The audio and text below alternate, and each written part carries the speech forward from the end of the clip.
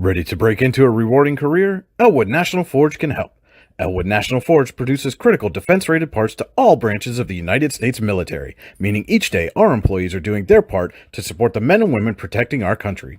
With multiple positions currently available and several career paths to choose from, Elwood National Forge offers on-site and on-the-job training, competitive pay and benefits, including 401k and insurance that start the date of hire, paid time off, and long-term job security. We'd love to support you in building a career. To learn more about becoming part of the Elwood National Forge family, visit enfjobs.com. Golfing at one of the prettiest golf courses around is what you get when you play around at Hunter Station Golf Club just outside of Tonesta. Located in the Allegheny Mountains with a spectacular view of the Allegheny River, Hunter Station offers something for everyone.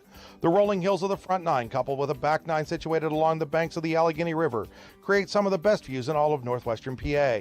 And when you're done with your round, enjoy a delicious meal or a cold drink in our restaurant and bar. Looking for a place to stay? Hunter Station has you covered there too with play and stay packages. Find out more at hunterstation.com. Are you sick of all the madness and hassle of traditional fundraisers? Well, then let us give you a big, warm welcome to the Tap and Pay Plus fundraising app.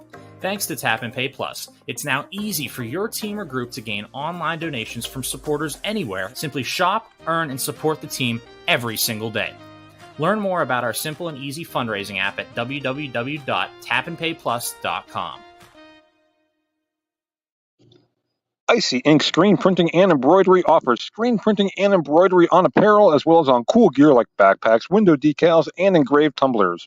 We also specialize in team, business, and organization fundraisers. Check out our Icebox stores online at icyinc.com or give us a call at 814-688-0034.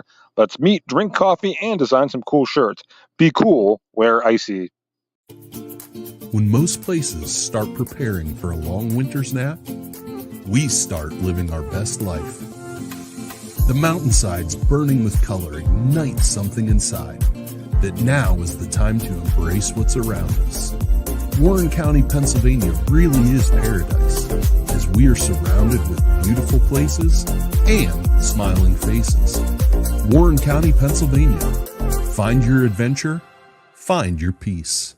When it's your special day, we know you want everything to be just perfect. That's why at the Allegheny Grill in Foxburg, we spared no expense in creating our new indoor-outdoor wood-framed event center with waterfalls, gorgeous views of the Allegheny River, a fire pit, and plenty of parking. The Allegheny Grill in Foxburg will take care of everything from catering to bartending, so all you have to do is bring the fun. We do it all for your wedding, anniversary party, corporate event, and so much more. One look at our new facility and we know you'll fall in love. And remember, the view is always free at the Allegheny Grill in Foxburg, PA. Our most memorable moment is taking 20 For the Bears, it's another week 8, another chance to get a win in their schedule.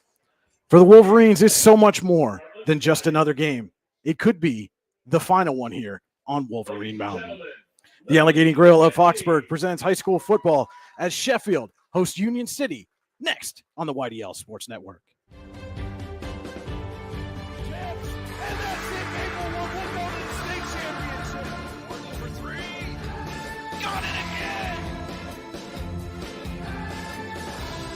You're watching high school sports on the YDL Sports Network.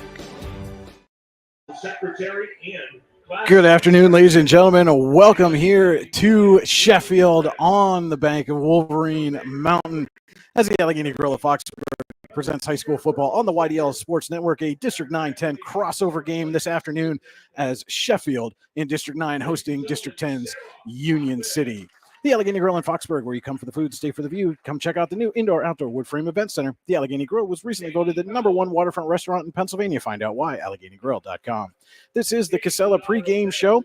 Fans are an essential part of any team. Visit Casella.com to join our team today. Casella, our people, your team. And with that, we're going to take some time here. We're going to turn it over to public address announcer Chuck Demko as they are doing senior recognition here for Sheffield this afternoon. Jaden Garris. Her favorite high school memories are the funny comments that come from Kelsey and Maddie, and being chosen as the 2024 Homecoming Queen. Katie's future plans are to attend college and pursue a degree in nursing. Ladies and gentlemen, Katie Powell.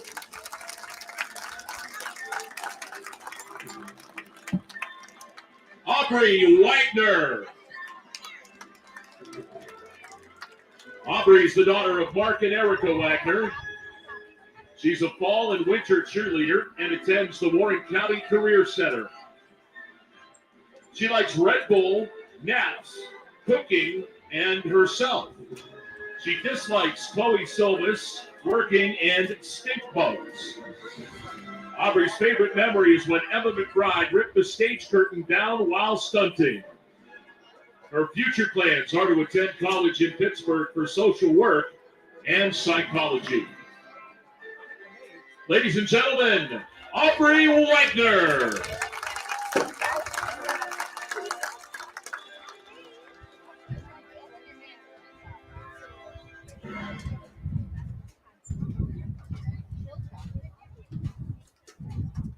Madison Connolly.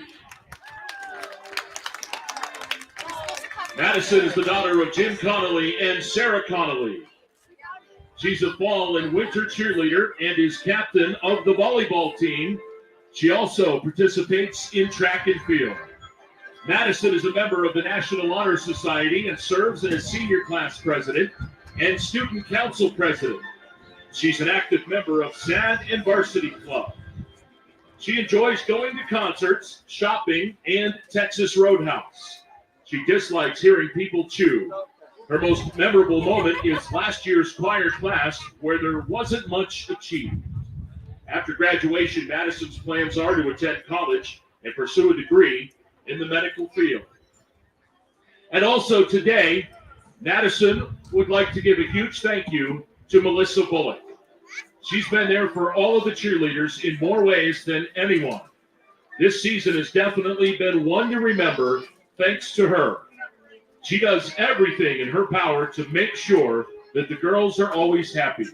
Whether it's the practice where we talk the whole time, which is most of the time, or the practices where we actually do cheer-related stuff. She's always making sure that we have smiles on our faces. Her time and dedication to us have and will never go unnoticed. So thank you again, Melissa, for everything. Love, Maddie and the cheer squad.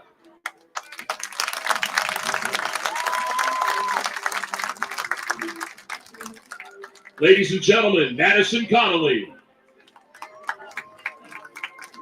Our senior statistician, Emily Davidson.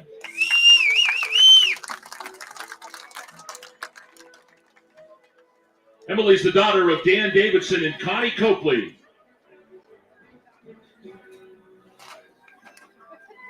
Aside from being the football statistician, she also participates in volleyball, track and field, and basketball. She's a PIAA junior official for hoops and volleyball. She likes traveling, playing Roblox with Cam and Maddie.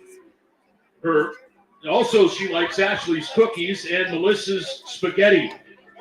Emily dislikes Lily Richards, Savannah, and her no socks. Her favorite memory is winning the Brockway volleyball tournament her junior year. Emily's future plans are to attend college, major in exercise science, and become a state police officer. Ladies and gentlemen, Emily Davidson.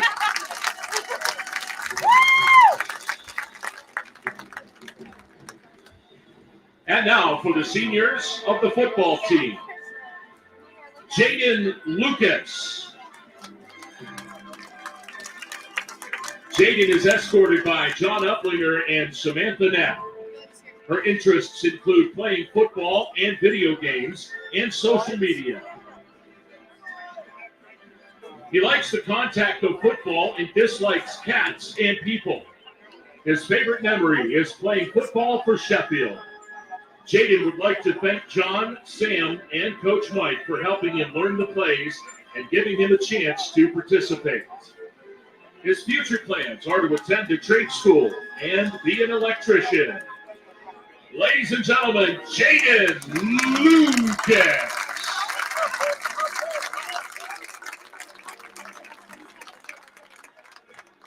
Next is Malik Gordon. Escorted today by Robin Fry and Lamont Ramos. Malik's interests are football, basketball, soccer, and eating. He likes playing defense and dislikes it when Sam Knapp yells. His favorite memory is playing football here at Sheffield. He would like to thank his coaches, especially Sam, Mike, and John, for teaching him football and getting him through the days. He would also like to thank his counselor, Gabe Smead, for guiding him and getting him to the point of discharge. Malik's future plans are to attend college to become an underwater welder. Ladies and gentlemen, Malik Gordon.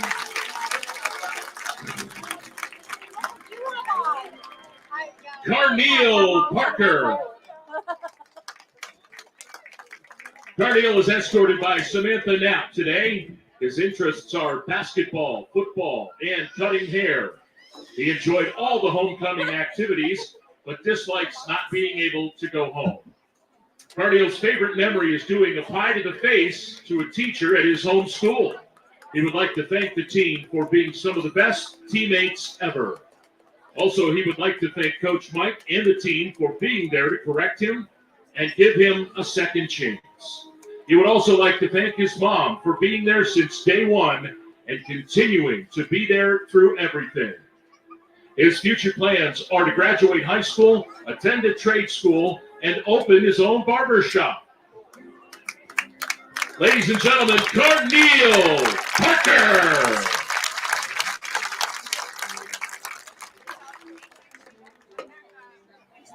Tyson Britton. Escorted today by John Uplinger. Tyson's interests are basketball, football, writing music, and hanging out with friends. He likes playing tight end and dislikes long car rides. His favorite memory is meeting all new people. He would like to say thank you to his coaches, teammates, and Abraxas for giving him new opportunities to be better. He also says thank you to his foster mom and girlfriend for their support. His future plans are to reclass for basketball at Wheeling Park High School. Ladies and gentlemen, Tyson Britton.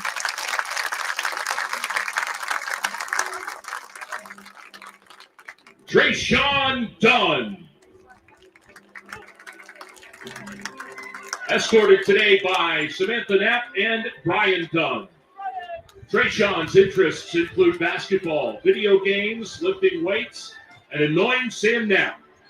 He likes it when John drinks Celsius and dislikes running the hill. Trayshawn's favorite memory is winning March Madness at his home school. He would like to thank Colby and Michael for being good quarterbacks, and he'd also like to thank the coaches for treating him like family. His future plans are to go to college and play basketball for UNC. Ladies and gentlemen, Trayshawn Dunn. Spencer White. Spencer is escorted today by Brandy Sable, Peggy, and Dave Fitch. His interests are cooking, football, and helping others. He likes food and dislikes school. His favorite memory is playing football here at Sheffield and meeting his teammates. He would like to thank the coaches and team for pushing him to do the very best in every practice. His future plans are to go to school to become a chef. Ladies and gentlemen, Spencer White.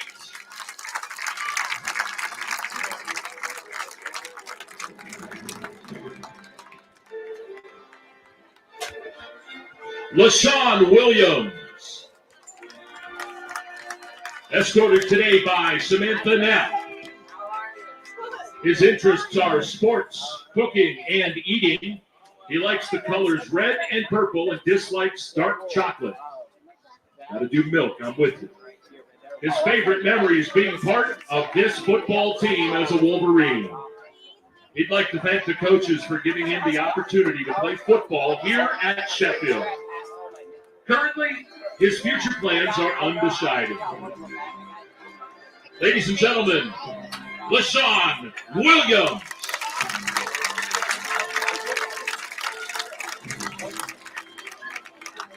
Sire Brown House. Escorted today by Sasha House and Eric Brown. Sawyer's interests are working out, basketball, family, and eating. He likes seafood, animals, and jewelry. He dislikes being sick, running the hill, and onions. Sawyer's favorite memory is beating bucktail and seeing his girlfriend graduate early. Sawyer would like to thank his parents, grandparents, girlfriend, son, coaches, and teammates for pushing him to be his best and seeing what he couldn't see in himself. His future plans are to attend a trade school and become either a mechanic or electrician. Ladies and gentlemen, that's Sawyer Brown House.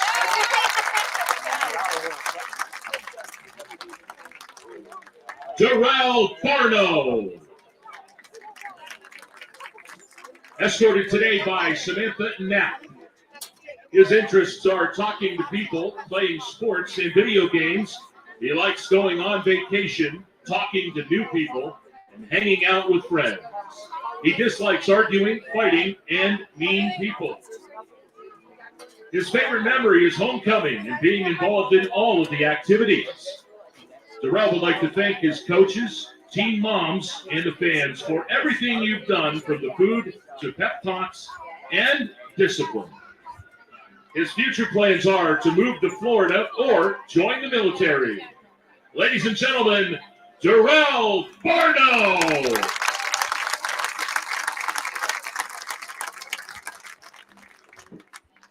Andrew Wade Hoden.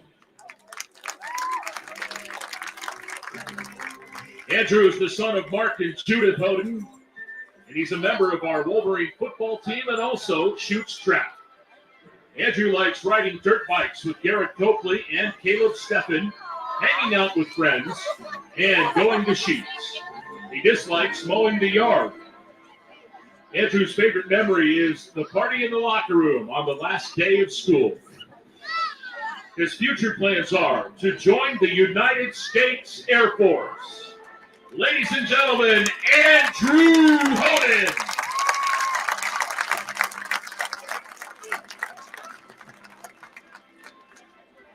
Braylon Winslow.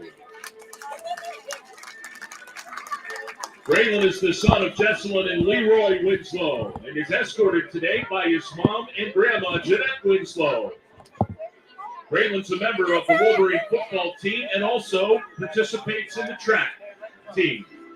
He likes football and Connor Winslow. He also enjoys fishing, listening to corn, and driving his mom crazy. He dislikes math class and the Kansas City Chiefs. His favorite memory is meeting the Abraxas kids and celebrating the team's first win in years. Braylon's future plans are currently undecided. Ladies and gentlemen, Braylon Winslow.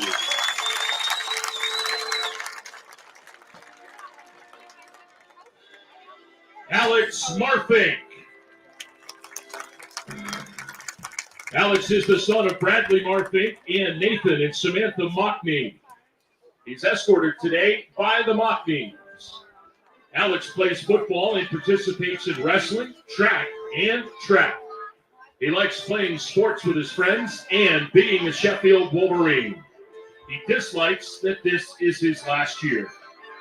His favorite memory is sliding through the mud at practice. His future plans are to possibly attend a trade school in Ohio. Ladies and gentlemen, Alex Marfink.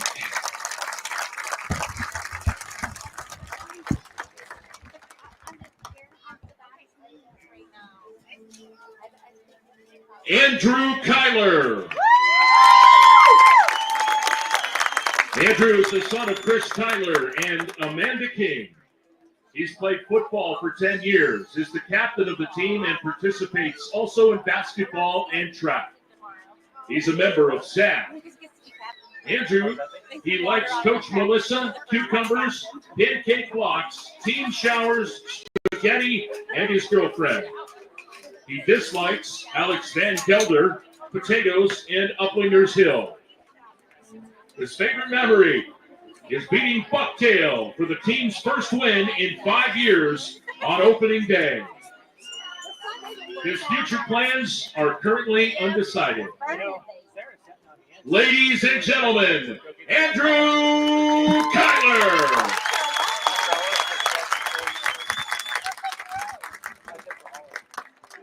And our final senior football player is Colby Barr. Colby is the son of Michael and April Barr. He's played football for 10 years, is a captain of the team. He also plays basketball, track, and track. Colby's an avid hunter and is a volunteer at the Cherry Grove Volunteer Fire Department.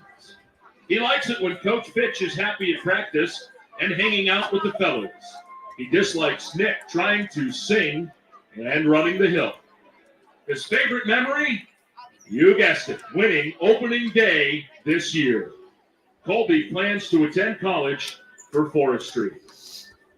Ladies and gentlemen, Colby Barr.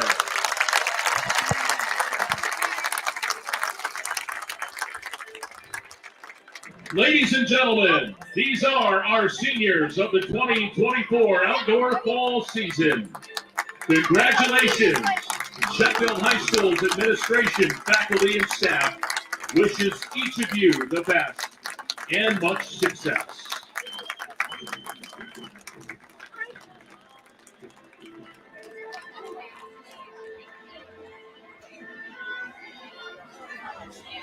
For a century, the Wolverines have taken the field to represent Sheffield High School on the gridiron. The last 50 of those years have been spent defending their home turf on picturesque Wolverine Mountain. As is the case for many programs with storied history, the Wolverines have seen highs and the lows. I was blessed to be able to play sports at Sheffield, and from the time I can think back, I always wanted to play on this field, and I had the opportunity not only to play, but to come back and coach for the past 33 years. So I've been very fortunate. It was a dream, to be honest with you. Back in the late 80s, you had some pretty good ball players that came up through Sheffield, and I remember coming up here on a Saturday afternoon. I mean, the pine trees were still up, and I can remember the Sheffield faithful that would line that sideline on the visitor side, and as a little kid watching that was your dream. That's what I wanted to do. Is I wanted to play Saturday afternoon football at Sheffield High School. Senior year, we ended the season 6-3. I do believe today it's still the last 6-win season for Sheffield football. I had a great bunch of friends, a great group of kids that we played with, and that season was very memorable. Regardless of the team's fortunes on the scoreboard, the program has formed a bond with its community. People care about each other. People are there to look out for each other. And the case in point was that first game this year. I don't think I've seen more tears on a football field in quite a while, and it was just a sense of relief, for everybody to feel that good again. We live in a great area. We really do. There's a lot of negative all the time about everything, but there are so many good, caring people throughout this county. Being part of a family at Sheffield is true in both the figurative and literal sense. My parents got divorced right about the time I entered junior high school. So already having, addiction for football and being the oldest of 5 boys, it was quite the inspiration.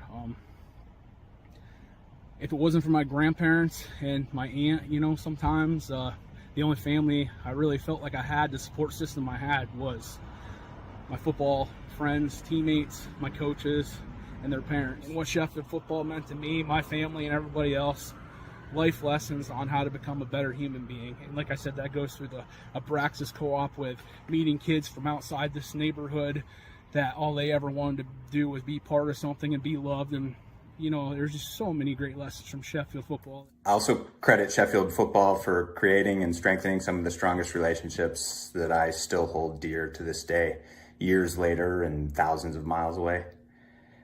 And of course, one of those relationships is with my dad, Coach Werner. Playing under him was an honor, and I know there aren't many places where that could have been possible. My dad has always been selflessly dedicated to the Sheffield community. It's impossible to list off everything I've learned from him over the years, but seeing him operate on a field, whether as a coach or an official, will always be the perfect example of the kind of guy I'd like to be when I grow up. The cloud of losing the team due to a lack of players has long loomed over the program. Now an even darker storm front is moving its way over not just the football team, but the entire school. The Warren County School District is evaluating whether to close Sheffield High School, meaning today could be the last time this community gets to cheer the Wolverines on their home field.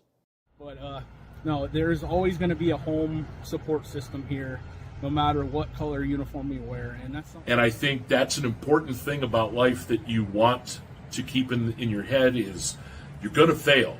You're going to have times where things don't go your way. You're going to have decisions that are made that you can't control.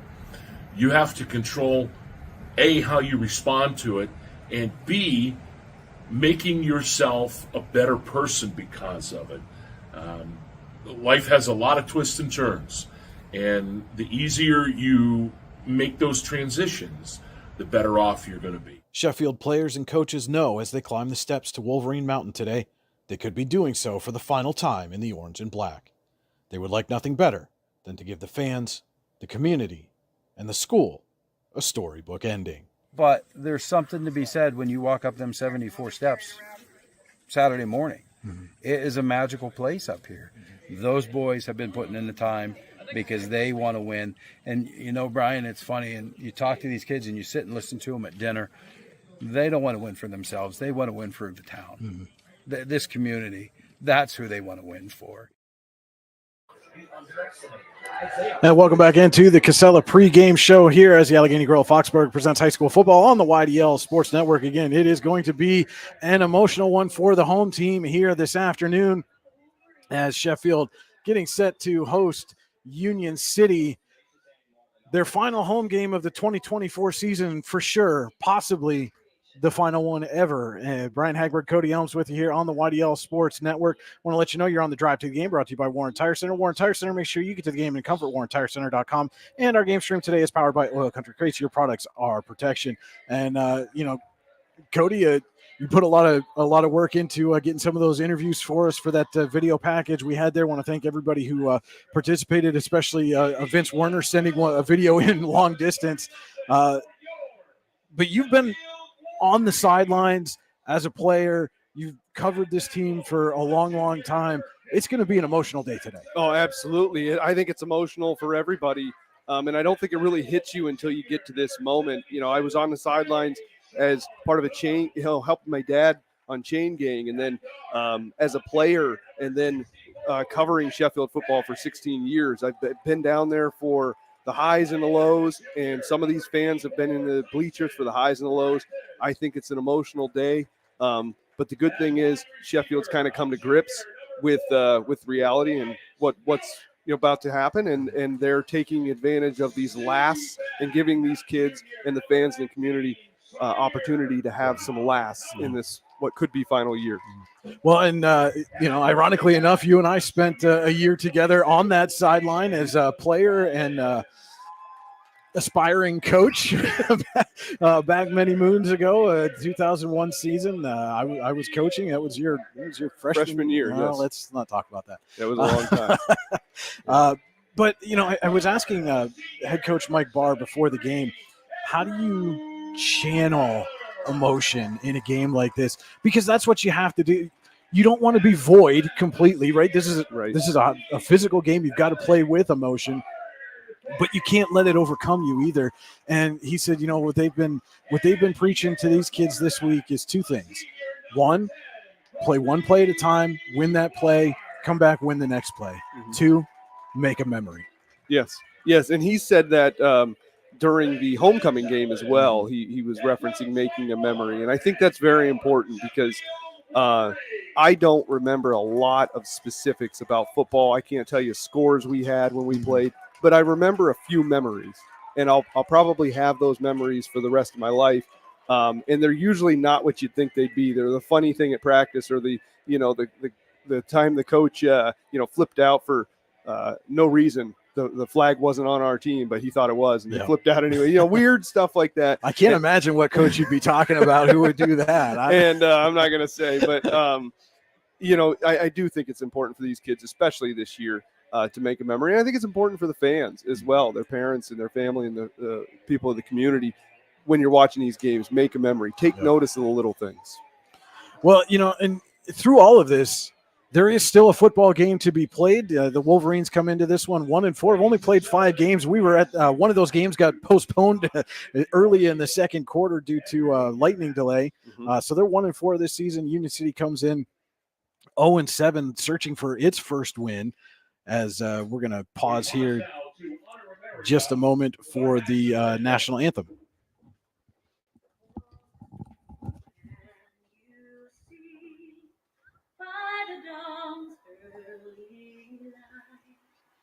What so proudly we hailed at the twilight's last gleam, whose broad stripes and bright stars through the perilous fight o'er the ramparts we watched were so gallantly streamed, and the rockets reclaimed the bombs bursting in air, gave proof to the night that our flag was still there. Oh, say does that star-spangled banner yet wave for the land of the free and the home of the brave. Pause for our national anthem. Let's take a look now, Cody, at our All-American Custom Apparel and Engraving players to watch. All-American Custom Apparel and Engraving can put almost anything on almost everything online. allamericanhq.com. For the Bears, it's Austin Brown. He has over 600 yards rushing, a couple of scores. He's the dominant offensive weapon for Union City. And I'll be honest and frank, I do not see a win unless Brown is featured front and center of it today. On the Sheffield side, it's got to be senior quarterback Colby Barr. He's thrown for less than 300 yards this season, but he has countered that with 583 yards and 6 scores on the ground. The senior quarterback, however, is capable of much more in the air, as we saw in 2023, where he threw for 294 yards and 3 scores in one game, and then followed that up with a school record-breaking 427-yard game and 6 touchdowns in that game as well. So he has the ability, the capability to put the ball in the air and do well, and I think he's going to have to do that tonight or today for Sheffield to have a win. Those were our All-American Custom Apparel and Engraving players to watch. Now let's take a look at the Allstate Insurance, the David Jones Agency. Keys to the game. Dave Jones will always help you make the right decisions with your insurance needs. Call him today at 814-223-4000. To kind of piggyback off of the Austin Brown thing, the Bears have got to figure out a way to put points on the board. They've only scored twice, one time this season in a game, and they've been shut out in multiple games. Sheffield has put the ball in the end zone in every game. Union City has got to finish drives and keep pace with the Wolverines. On the Sheffield side, the Wolverines need to not get in their own way. They have played competitive football at times this season, but every step forward is usually followed by multiple steps backwards. Sheffield's got to find what works, let it ride. Football can be a simple game if the Wolverines allow it to be. All right, those are our keys to the game, brought to you by the David Jones Agency, Allstate Insurance. That'll do it for the Casella pregame show. Our first quarter is brought to you by Generational Wealth Management.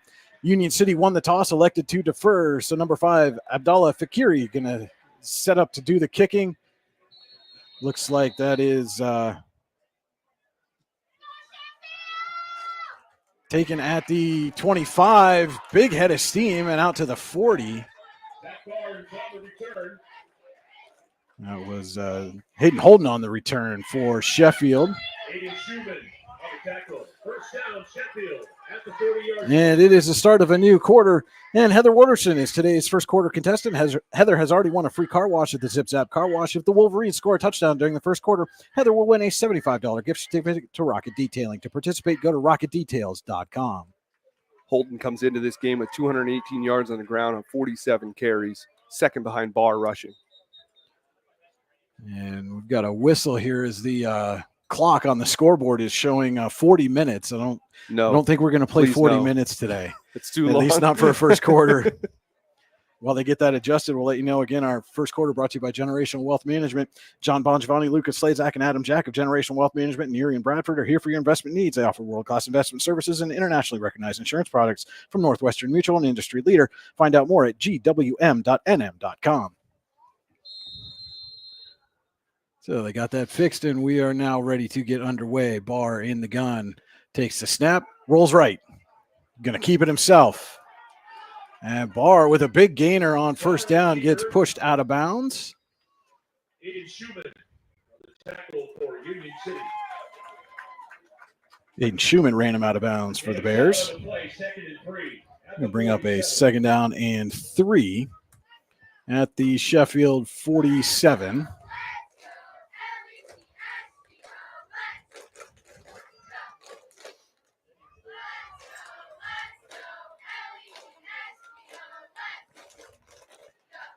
Wolverines come out, trips to the right.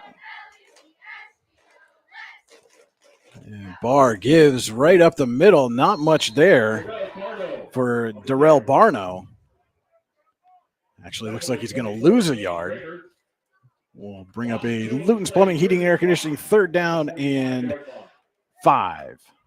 Actually lost 2 on that carry. Back to the 45.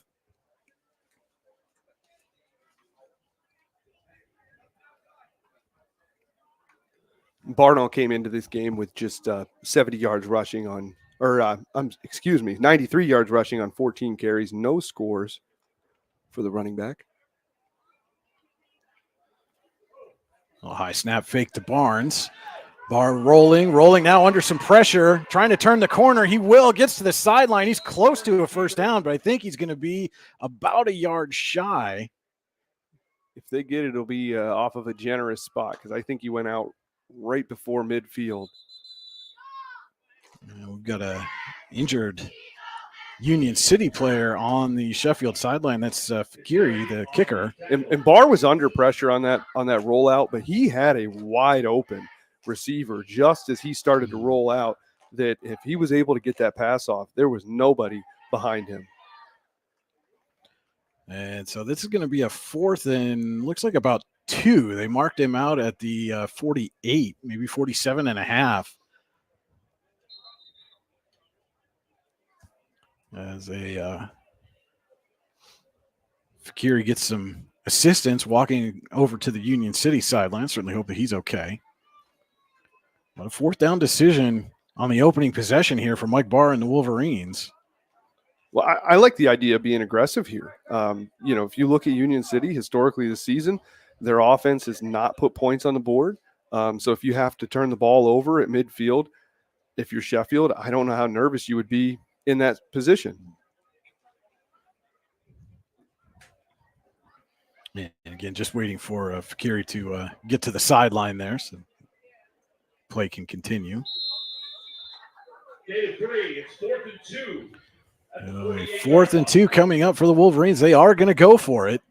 At least line up to go for it. Might see Barr try a hard count here, try to draw the Bears offside. Now they are going to go. Fake to Holden. Barr rolls right, under pressure.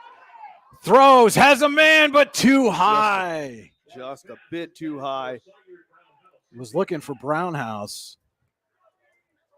And overshot him, and it's a turnover on downs for the Bears. The Bears sniffed that out. They knew exactly what Sheffield was going to do there. And to be perfectly honest, Brian, I thought Sheffield was setting up a screen the way that the Bears' defensive front was able to just go right after Barr. And so the Bears take over in Sheffield territory for their first possession.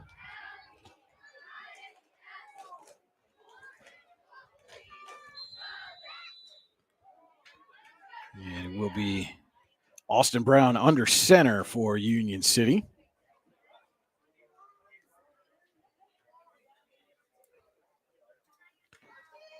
Gives and hit immediately, and drop in the backfield is Stephen Claycamp. That was Alex Marfink flying through the line for the tackle for loss.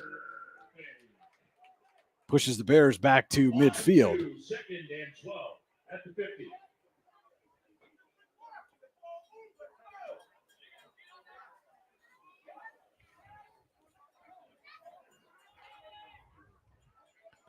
Second and 12 now for the Bears. Daniel Smith, the up back, Claycamp behind him. Brown under center. And Brown gives to Claycamp. This time has a little bit of room. Gets out past the original line of scrimmage, plus maybe a yard there. We'll bring up a Luton's Plumbing, Heating, and Air Conditioning, 3rd down and about 9. Zach Barnes in on the tackle. 83, all at the 47-yard line, where it's 3rd down. So how much, if you're Union City coach Mike Wydrow, do you have to pick up here to think about going for it on 4th down?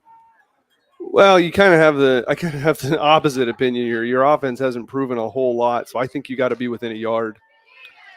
Brown back in the gun, has Smith, the sidecar, to his right. Low snap. Brown picks it up under pressure, and he's going to be dropped for a big loss. It's Marfink again. Barno in the backfield with him. But I think that takes all the decisions out of it here, as Union City's going to set up or bring in the punting unit. But that's why the way the Wolverines were able to get in there, that's why Sheffield, if they're anywhere around midfield, we're going to be looking at 4-down territory. Colby Barr back to receive the Brandon Burrows kick. Gets it away. It's low. It's short. Barr's going to let it hop and roll. Does take a Union City bounce to about the 22. And that's where Sheffield will take over for its second possession of the game.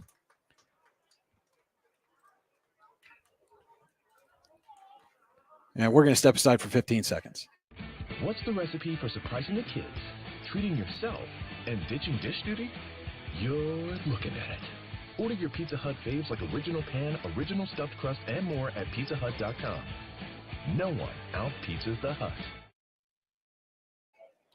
Second possession here for Sheffield starts at its own 22. Barr in the gun. Gives to Hayden Holden. Hayden Holden's got some room on the right side. Slips a tackle and extends.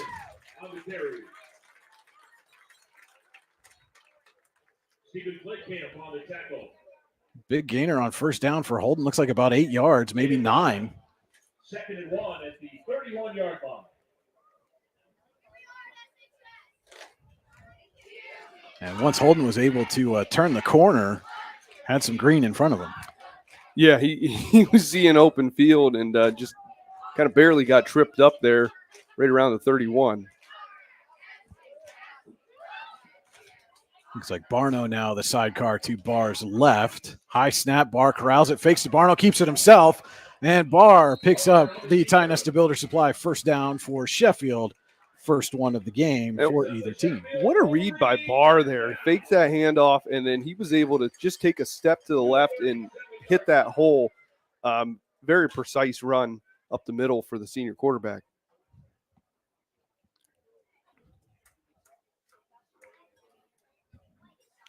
Sheffield out to its own 37 now.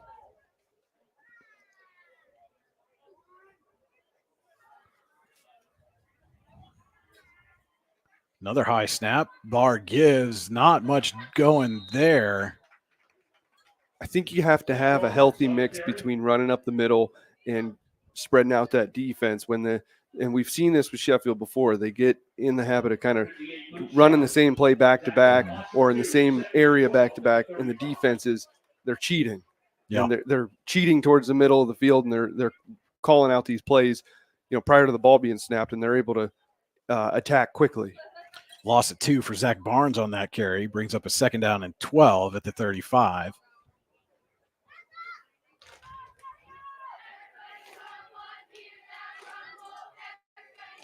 And Barr fakes, going to keep it himself, has some space off left tackle. Colby Barr into the open field, across midfield down to the Union City 46-yard line.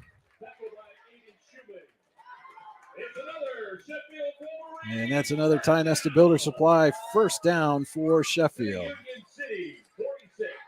Colby Barr already with 4 carries, 34 yards, averaging 8.5 yards per carry. And this drive being built by Ty Nesta Builder Supply with locations in Shippenville and Ty Nesta. Online, tynestabuilders.us.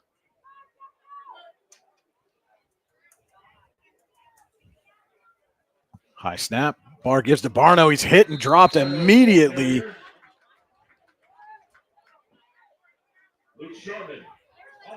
Luke Sharman in on the stop for Union City. Loss of 4 on the play takes Sheffield back to midfield.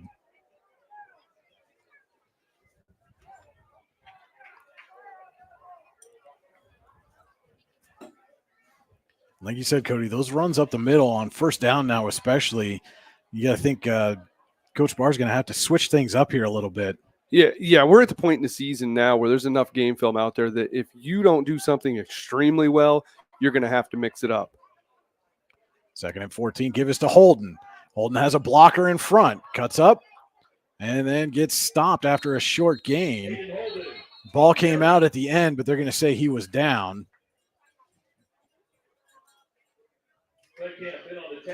Gain of about 1.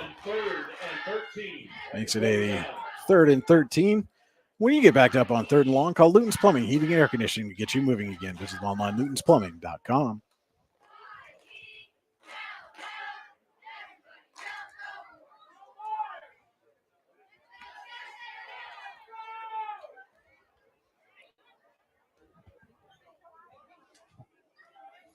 Wolverines need to get down almost to the 35 to pick up the first down. Barr going to roll. He's going to keep it himself. And not much there. There is a flag down in the backfield. Our first Bruno Iarfito Wrestling Camp penalty of the game. In the vicinity of holding. And if that's the case, I would imagine Union City going to decline that.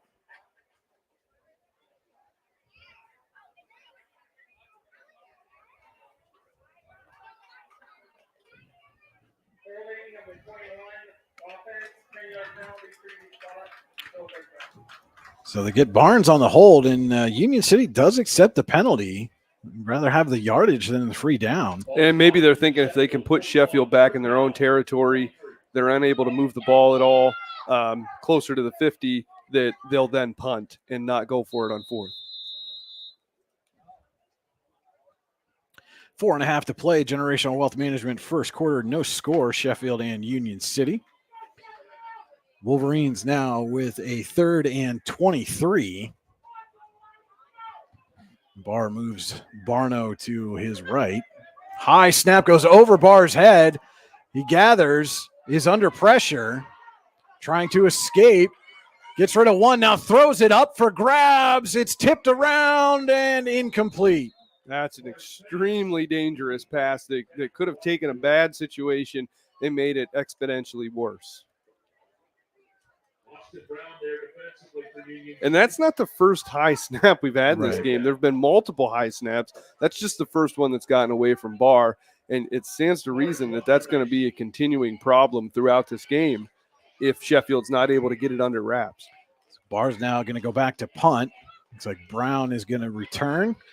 Another high snap that Barr has to corral in. He gets the kick away. It's a decent kick, takes the Sheffield bounce. Brown picks it up at the 23 and gets out across the 30. Well, and you got to think that Brown's thinking he's any opportunity he can have the ball in his hands and try to make a play.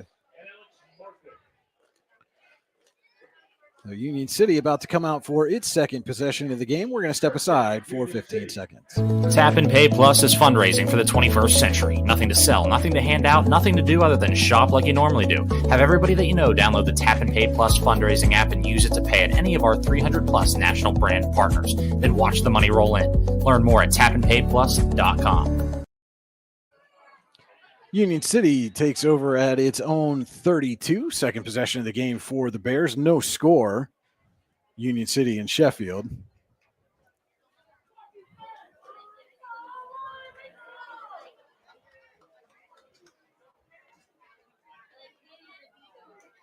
Brown takes the snap, gives to Claycamp, and Claycamp lost the ball there for a second, but was able to fall on top of it.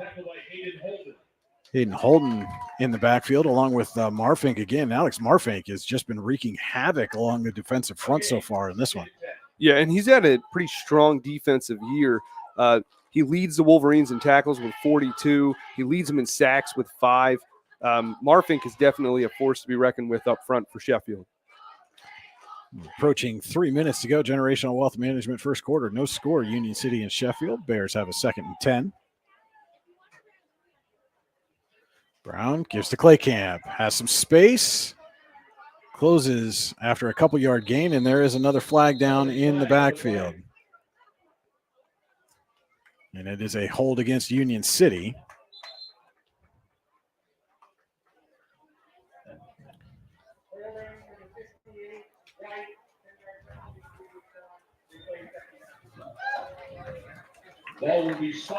The Bruno Arafito Wrestling Camp at Port Allegheny is the best damn wrestling camp you've never heard of. June 16th through 20th, 2025. TeamBruno.org. So the penalty will back up the Bears, makes it a 2nd down and looks like about 20.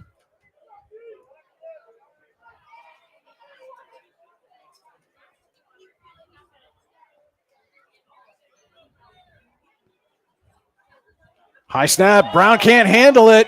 Ball is still loose. Wolverines fall on it. Big turnover is going to set Sheffield up inside the Pizza Hut red zone.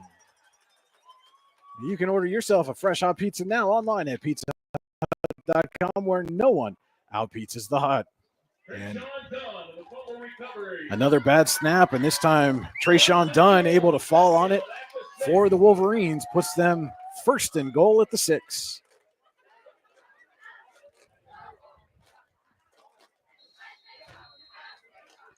Golden opportunity here for Sheffield to get on the scoreboard. Now you got to think that the Bears are going to be looking for Colby to do a rollout. I mean, that's been what's on the film. That's what's worked well for Sheffield at times. But it can't be a designed rollout. You can only do a few of those during a game. You at least have to give the illusion of a pass. So I think if Colby does roll out, they have to have a receiver or two in the corner or back of the end zone so that the defensive backs have to play off. And we'll find out what they're going to do after this quick timeout. Looking for affordable auto, home, and life insurance? Look no further than Allstate Insurance, the David Jones Agency in Clarion and Meadville. At the David Jones Agency, you get personalized attention from someone who lives where you do. The David Jones Agency meets you where you are. They are available during regular business hours, Monday through Friday at their office, via appointment at the office after hours, or remotely. The David Jones Agency also offers investment opportunities, including annuities and IRAs. The David Jones Agency can be reached in Clarion at 814-223-4000 and in Meadville at 814-337-5107.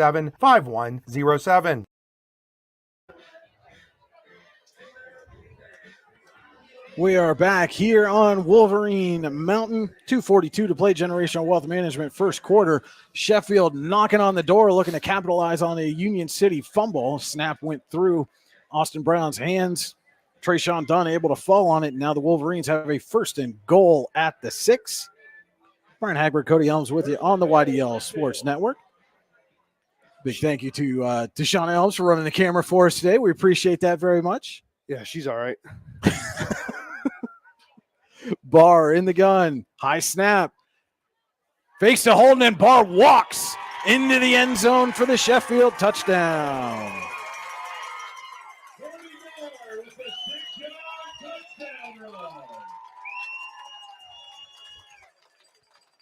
6 yards on the run for Barr, and the Wolverines are on the board. And with that score, congratulations to Heather Woderson. She's won herself a $75 gift certificate to Rocket Detailing. Isaac Hammerbeck on for the PAT.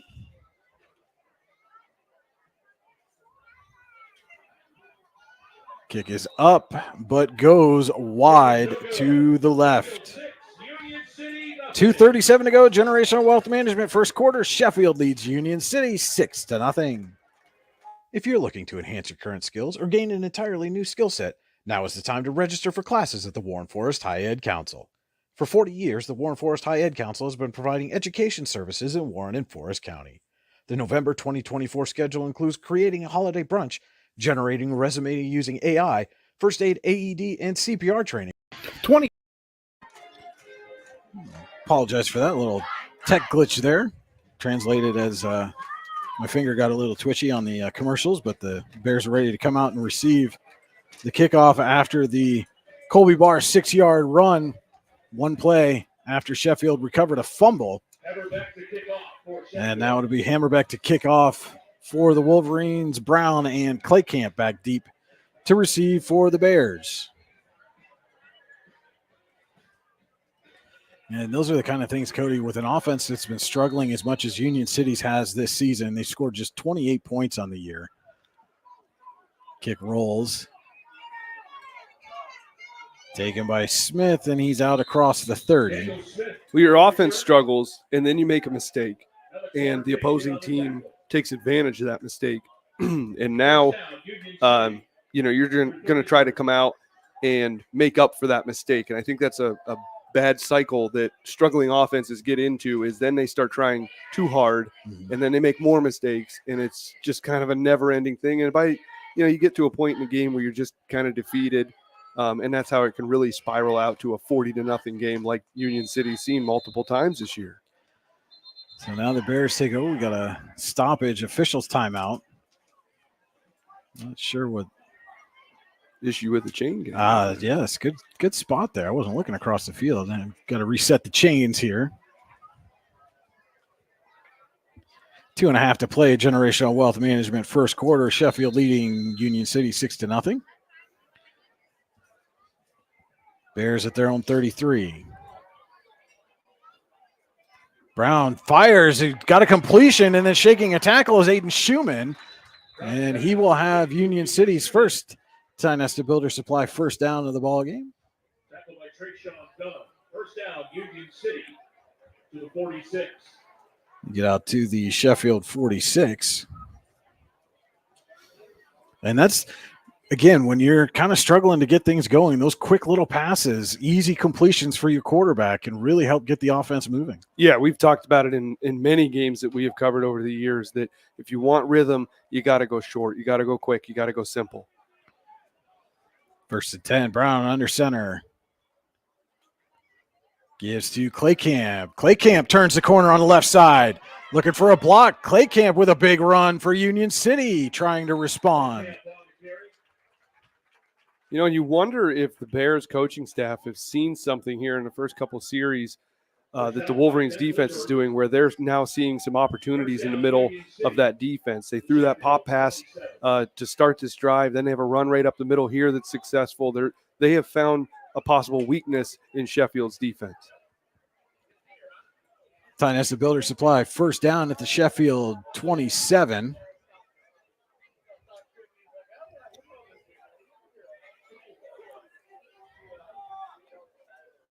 And Brown gets to Claycamp. This time he's swarmed again. Marfink in there for Sheffield along with Trayshawn Dunn.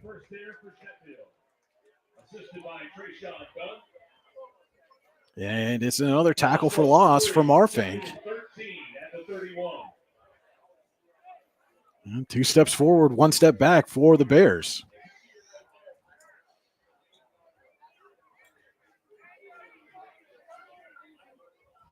Stephen Claycamp with 14 yards so far here in the first quarter. Leading rusher for Union City. 2nd and 13 for the Bears. Brown fakes a Claycamp, going to keep it himself. Nothing there. He avoided Holden in the backfield and then got swarmed by Kyler. And it'll bring up a 3rd down and 12. It's a Luton's Plumbing, Heating, and Air Conditioning 3rd down for the Bears. I think this is obvious 4-down territory unless you suffer a big loss here. Any kind of positive gain. Yeah, really the only thing I could see here is like if a high snap, something like that scenario that we saw with Barr on their previous drive. They were down on this side of the field. I think you got to go for it. Two receivers near side for Brown. Smith, the lone back. Quick pass again. High, caught. Not going to be enough for the first down as Schumann was on the catch again, his second reception of the drive. And that is going to be the final play. We head to the second quarter. Your score, Sheffield 6, Union City nothing. Bears trying to respond. It's Allegheny Grill of Foxburg High School football on the YDL Sports Network. Whether retirement is just around the corner or years away, John Bongiovanni, Lucas Slazak, and Adam Jack of Generational Wealth Management in Erie and Bradford are here for you. John, a Forbes-recognized best-in-state wealth advisor, Lucas and Adam provide customized investment advisory solutions and retirement planning services. Generational Wealth Management offers world-class investment services and internationally recognized insurance products from Northwestern Mutual, an industry leader. The Generational Wealth Management team provides a high level of expertise and service to their professional and business clients. Contact the Erie office at 814-651-0838 or the Bradford office at 814-368-4065 or check them out online at gwm.nm.com. Excellence, teamwork, responsibility. Those are the foundations on which Phoenix Sintered Metals in Brockway is built. Phoenix is a Verischetti family-owned powder metal manufacturer committed to being an industry leader through excellence, innovation, and continuous improvement. Phoenix emphasizes employee teamwork as well as responsibility to the community. Like any team striving to be the best it can be, it knows that hard work and perseverance pay off. It's the start of the Verischetti Holdings second quarter, and Bertina Merchesny is today's second quarter contestant. Bertina's already won a free car wash at the Zip Zap Car Wash. If the Wolverines score a touchdown during the second quarter, she'll win a $75 gift certificate to Rocket Detailing. To participate, go to rocketdetails.com. Fourth down for the Bears to start the Verischetti Holdings second quarter. And from our vantage point, that spot looks like it'll be enough. And it is a Ty Nesta Builder Supply first down for Union City. First down at the 17-yard line. Stretching the 18. And the Bears are now in the Pizza Hut red zone. Still time for you to order fresh hot pizza now. Online, pizzahut.com, where no one out pizzas the Hut. Our second quarter this afternoon brought to you by Verischetti Holdings. Companies within the Verischetti Holdings Group include Phoenix Sintered Metals, Superior Energy Resources, Allegheny Electric Service, and Verischetti & Son Incorporated. Find out more at verischettiholdings.com.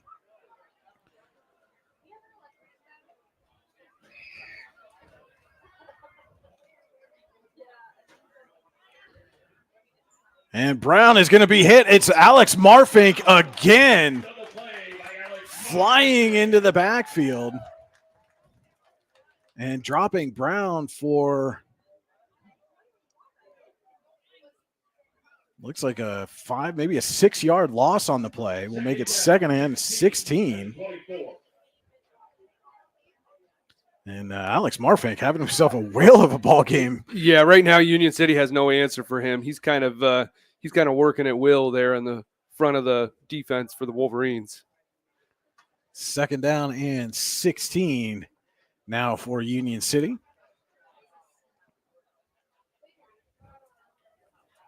Give this to Claycamp. Claycamp finds some space. Claycamp into the clear, and he's going to score. Stephen Claycamp goes 24 yards for the Bears touchdown. Now Union City with a chance to take the lead with an extra point. And will be Fakiri coming in to kick. We saw him have to get help to the sideline in the first quarter. He is back out there to attempt this extra point and give Union City the lead.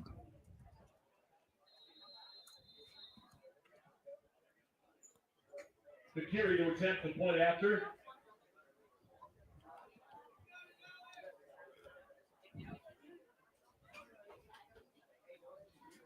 Good snap, good hold. Kick is going to be well short and no good. So with 10.5 to go in the Verischetti Holdings second quarter, Sheffield Union City knotted up at 6.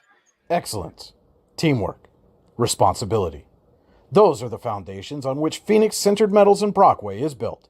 Phoenix is a Verischetti family-owned powder metal manufacturer committed to being an industry leader through excellence, innovation, and continuous improvement.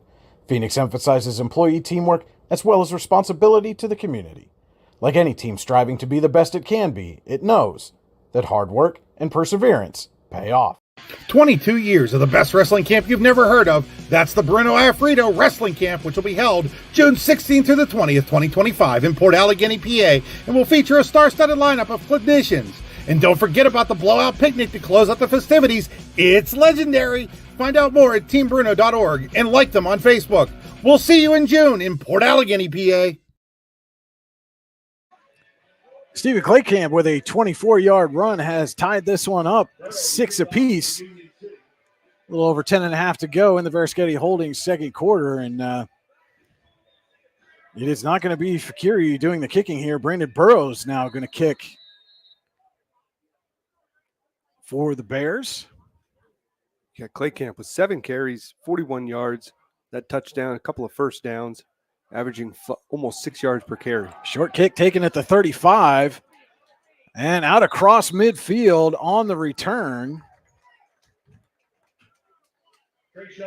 That was done on the return.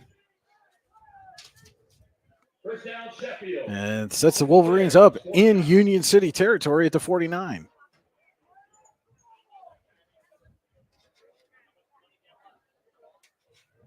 Colby Barr just has 1 pass attempt so far here in the first half. If I'm Sheffield right now, maybe I take a shot, maybe not a deep shot, 30, 40 yards down the field, but maybe I take a shot in the air and try to spread out this defense a little bit and give your running backs and Barr himself a little bit of ease when running the ball.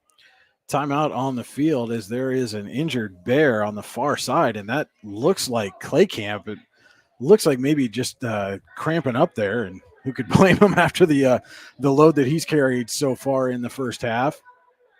And already he's up on his feet, but Bears can ill afford to have him out of the game for long. Yeah, Claycamp's on that sideline working his legs a little bit. And it's been cool most of the week, but pretty warm one up on the mountain today. It's a little toasty, I'm sure, under the sun. Fall foliage starting on the hillside there. And Sheffield starting at the Union City 49. Barr in the gun. High snap. Gets it to Barno. Barno picks up a block, turns the corner down the sideline, cuts back inside, and big carry for Barno down to the 30, 19-yard pickup for Barno. And that's the Ty Nesta Builder Supply first down for Sheffield.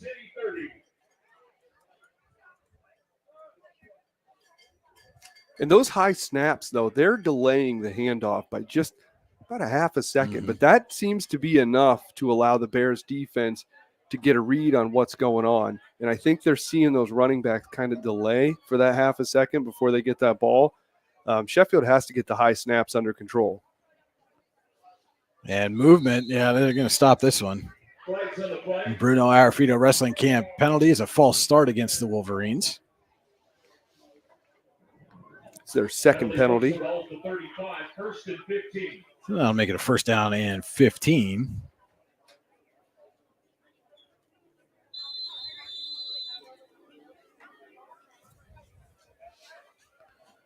And Barr will have Holden sidecar to his right. Wyatt Newark split to the near side. Give us to Holden. Holden's got a hole and a blocker in front.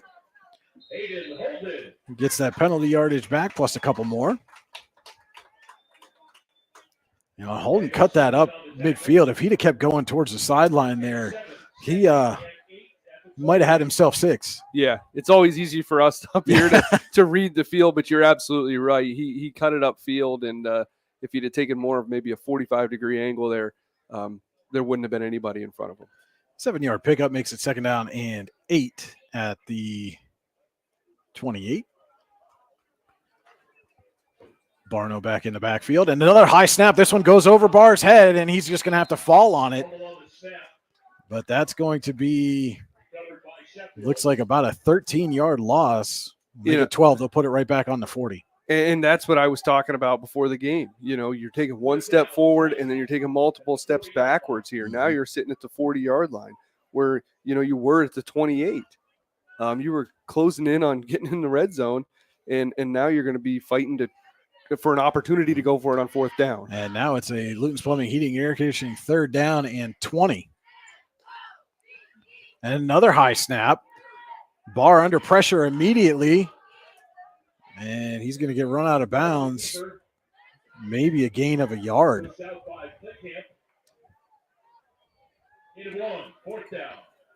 And that'll make it 4th and 19. And what do you do here if you're Mike Barr? I mean, you're kind of in no man's land here at the 39. You can't get a first down. You're not close to the end zone. I think you punt it. I think you pin Union City back, and you count on Marfink to lead your defense to hold them to that side of the field. But they are going to leave the offense out there. It looks like they're going to go for it on this 4th and 19. Barno, the sidecar to Barr's right. Newark split near side. And Barr rolls left, dumps it off to Barno, makes the reception. Evades a tackle, and Barno is into the clear, and he's got the first down and then some. Darrell Barno down inside the 10. What do I know? Huge gain on 4th and 19. The Wolverines get the Tionesta Builder Supply first down. And they are back inside the Pizza Hut red zone. 1st and goal from the 8. And just a little dump off screen. And that was what you thought they were going to run earlier, Cody. They took the shot downfield instead. And this time they ran that little screen and it paid big dividends. Absolutely. Yeah, when the defense is crowding that middle and they're rushing your quarterback because they know he's a mobile quarterback, play that to your advantage. Barr gives to Holden. Holden looking to turn the corner. Gets around Clay Camp, and Holden is into the end zone for the Sheffield touchdown. The official on the goal line was thinking about making me eat my words there. He was. Delayed reaction on that call. Hey, let's hope he's listening to our broadcast. But it is an 8-yard touchdown run for Hayden Holden. And Sheffield back in front. I think maybe they'll go for 2 here.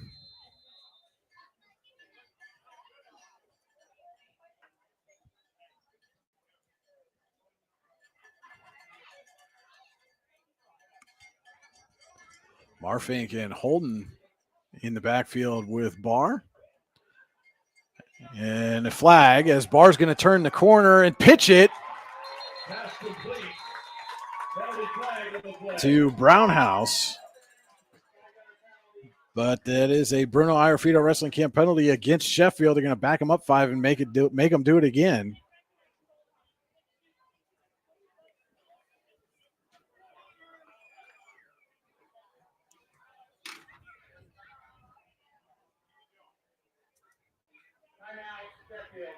And Sheffield's going to take a timeout.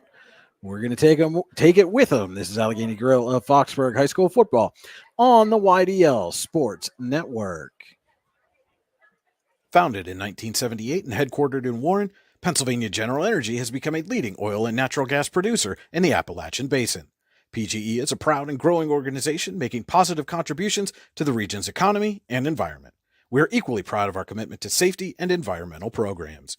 PGE is a strong, family-oriented company that believes in giving back to the communities in which we live, work, and play. PGE, producing the energy we need, protecting the environment we treasure.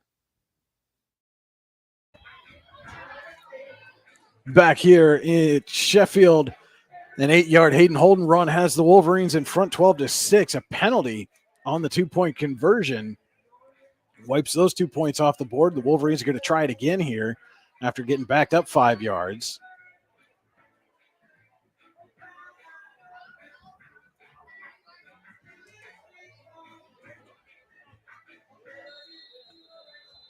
And the Wolverines come out in the same formation. Marfink, Brownhouse, Holden in the backfield. Barr under center.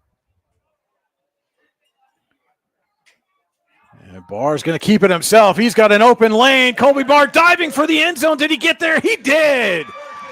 Barr on the 2-point conversion. And Sheffield leads Union City 14-6, 7:33 to go. Veriskety Holdings Group's second quarter. It's Allegheny Grill of Foxburg High School football on the YDL Sports Network.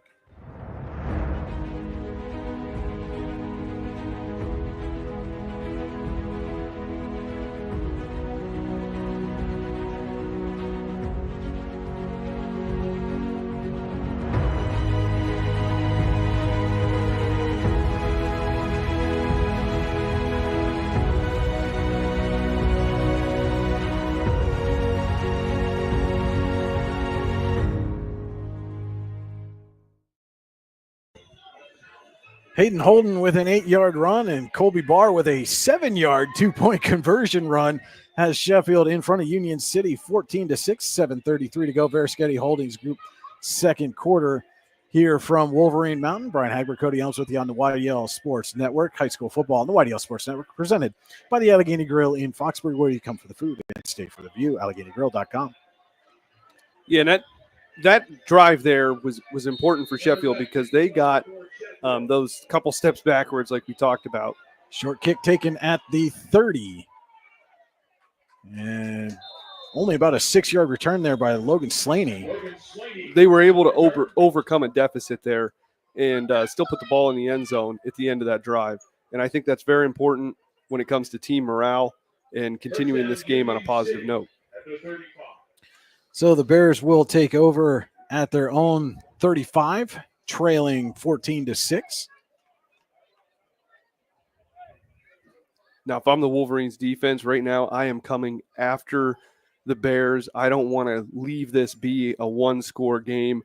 I want to go after them with everything I got on defense and just shut this offense down right here and have good field position to end the half. Smith, the up man, Clay Camp, dots the I. And to give us a Clay Camp, he's hit and wrapped up in the backfield. And guess who? Marfink. Alex Marfink. Yes. Again. He's got to be up to at least a half dozen tackles for loss here just in the first half. Has to be. Oh, they did get him back to the line of scrimmage, so that wasn't a tackle for loss, but no gain on the play makes it 2nd down and 10. And I'm sure I don't want to step on your toes here in the halftime show coming up, but the adjustment's got to be for the Union City offense to find an answer for Alex Marfink. Yeah, stop him at all costs because your offense can't function consistently with him doing what he's been doing so far. Brown in the gun, 2nd and 10. Brown's going to keep it himself, wiggles his way through traffic, pushes the pile a little bit, and gains 5 yards, though there is a penalty flag down on the far side of the field. And it looks like this one is going to be one of the Wolverines lining up in the neutral zone.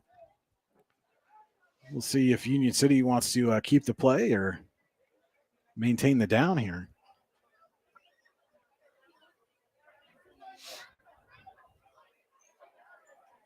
I don't think the yardage is really going to be a question. It looks like that's going to be about the same.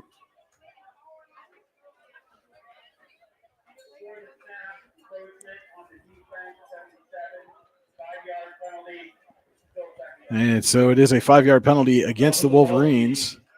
And the official now officially going back to the line of scrimmage to measure out that 5 yards. The carry was 5 yards and the penalty is 5 yards.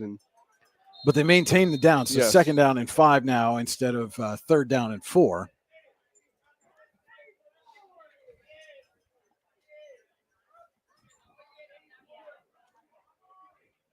The Wolverines' 4th penalty so far this half. 2 receivers to each side. Clay Camp in the backfield. Brown under center. Gives to Clay Camp. Clay Camp has a hole. This time he's out across the 45 and has a time to Builder Supply 1st down for the Bears to midfield. 1st down, Union City to the 50.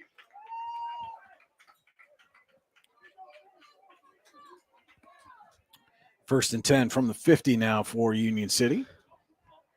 We're under 6 minutes to go. Veriskety Holdings second quarter.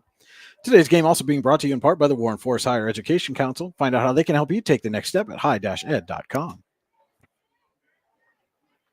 And Brown in the gun now. Fumbles the snap and falls on it. Second time we've seen a fumbled snap from Union City. This time Brown able to fall on it, but it is a loss of 5 back to the 45. Yeah, and Brown coming into this game had over 600 yards rushing, and right now he's in the negatives, and a lot of that it can be contributed to some snap issues. Second and 15. Now from the Union City 45.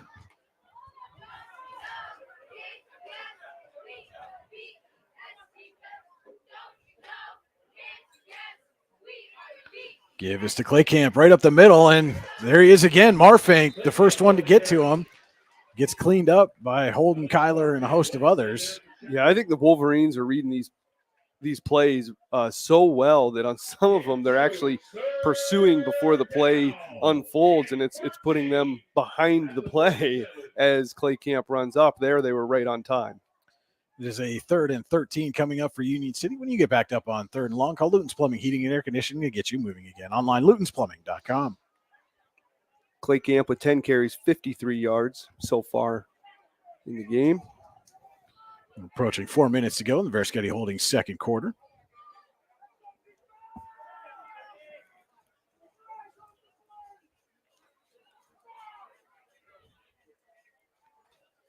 We're going to get false start on Union City. I wondered if they were going to call that. I saw it looked like the left guard kind of snapped his head up real quick. And they did get Kyle Ploss on the false start. Just that quick head snap now makes it 3rd and 18.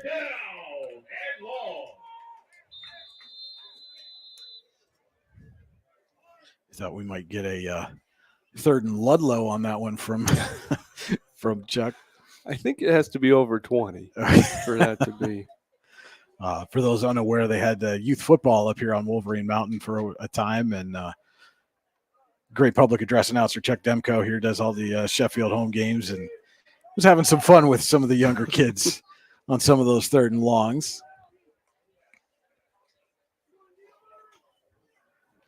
Brown going to keep it himself, and Marfink almost had him in the backfield. Now Brown's got a whole lot of room. He's going to be close to the first down. And I think he's going to get it. See where they mark him out of bounds. If they put him at the 40, that is going to be a Ty Nesta Builder Supply first down. 18-yard gain for Brown after shaking Marfink's tackle attempt in the backfield.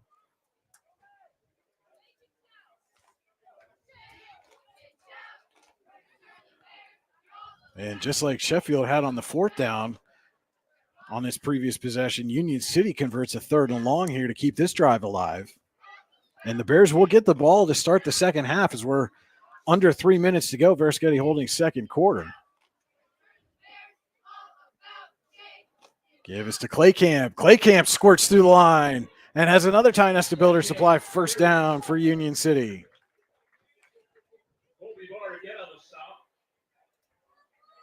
Another Union City first down. This drive being built by Ty Nesta Builder Supply with locations in Shippenville and Ty Nesta online at tynestabuilders.us.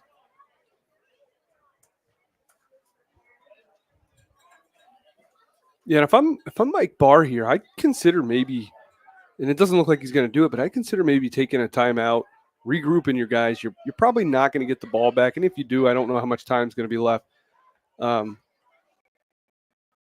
But I would take a timeout here and just get your guys focused and zero it in. That's 2 big runs they've given up back to back. Give to Claycamp. Going to try the left side. Gains a couple. Claycamp. Tackled by Hayden Holden. Gain of 2, 2nd and 8.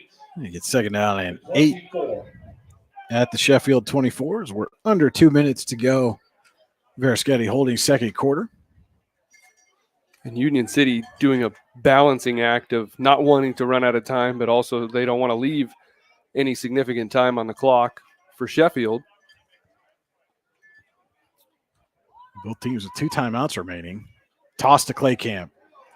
Picks up a blocker off the left side.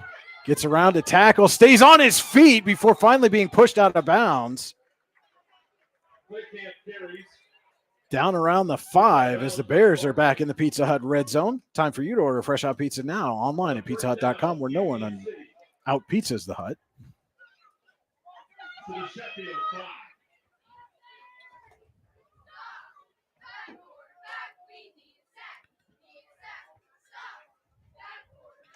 First and goal for the Bears at the 5.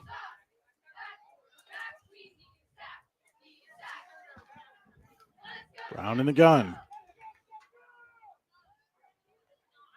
High snap. Brown corrals it in. Had an opening there for a second, but it closed quickly. Gained maybe a yard, though. Be second and goal, and now we're going to have a timeout taken for an injured Bear. And looks like there's a Wolverine slow to get up as well. Injured Bear looks like Sharman. While Zach Barnes was holding his hand or wrist for the Wolverines.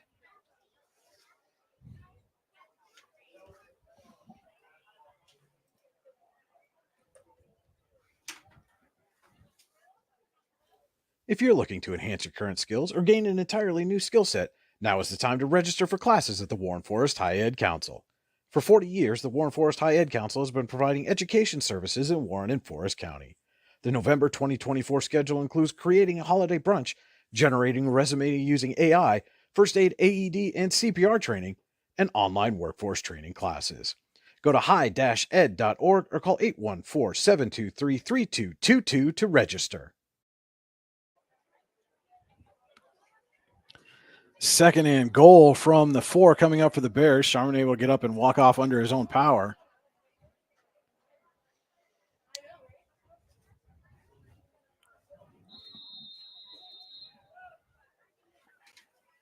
We're approaching a minute left here in the first half. Union City trying to tie things up. Give is to Claycamp.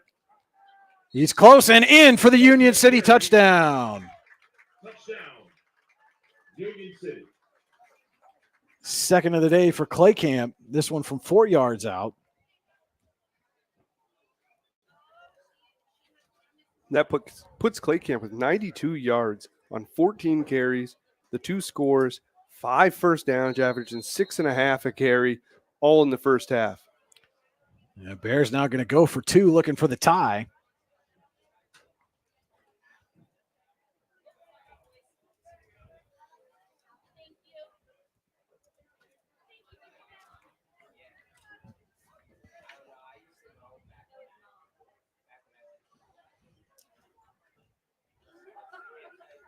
Give to Claycamp again. He's met at the goal line. Did he get there? He did not. The Wolverines stopped him short.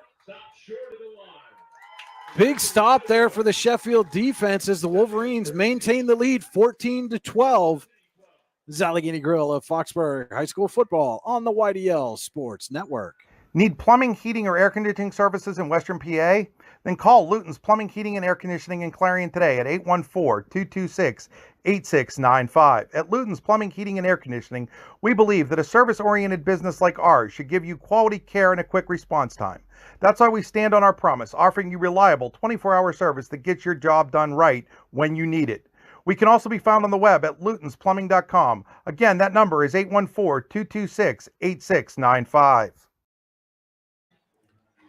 A 4-yard Stephen Claycamp run brings Union City closer, but the Sheffield defense stopped Claycamp on the 2-point attempt and maintains a 14-12 lead. A minute to go here in the Veriskety Holdings second quarter.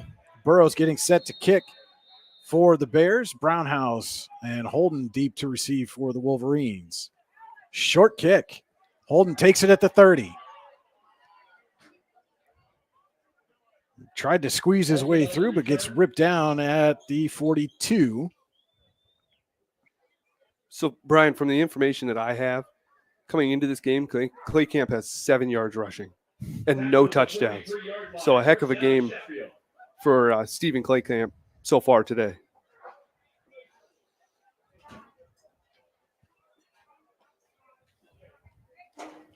So Sheffield will take over at its own, well, they mark them at the 43 with under a minute to go, 56 seconds left on the game clock, 56.2 officially on the game clock here.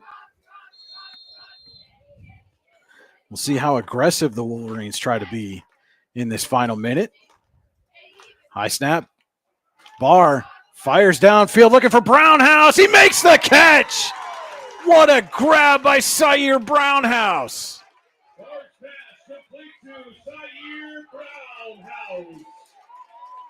And a big play on first down gets Sheffield into Union City territory.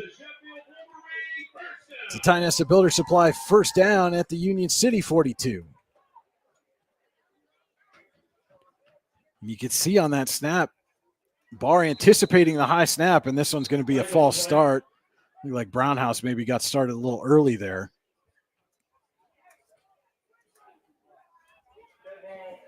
Brownhouse liked how that reception felt, wanted to get going, take a chance down the sideline. But yeah, you get that energy going, but when you have less than a minute to go, those are big mistakes. You got to keep your focus. So the Bruno Iarfito Wrestling Camp penalty backs Sheffield up 5, makes it 1st and 15.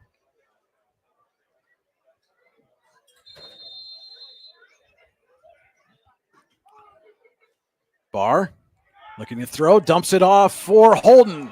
Holden's got it, picks up a block, but he gets wrestled down at the 40. Good open field tackle there by Aiden Schumann.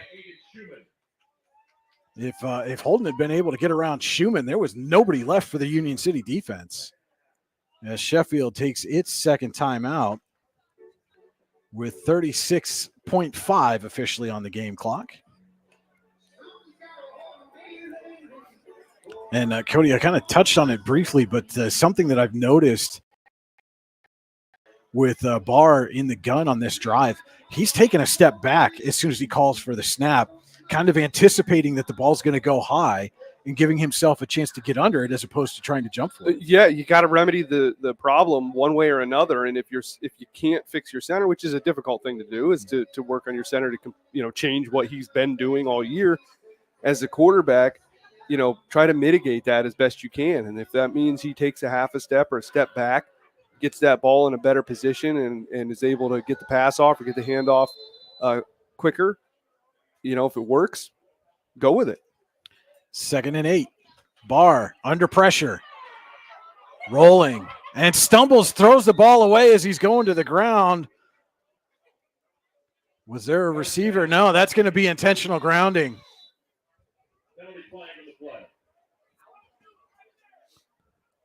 Man, Mike Barr's trying to say that there was a back or somebody right in the vicinity, and officials not going for it.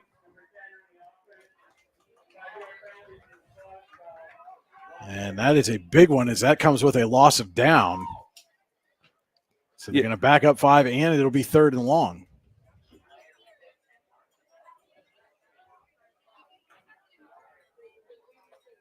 Third down, 23 at the 45. So it is a 3rd and 23. When you get backed up on 3rd and long, call Luton's Plumbing, Heating, and Air Conditioning and get you moving again online, lutonsplumbing.com.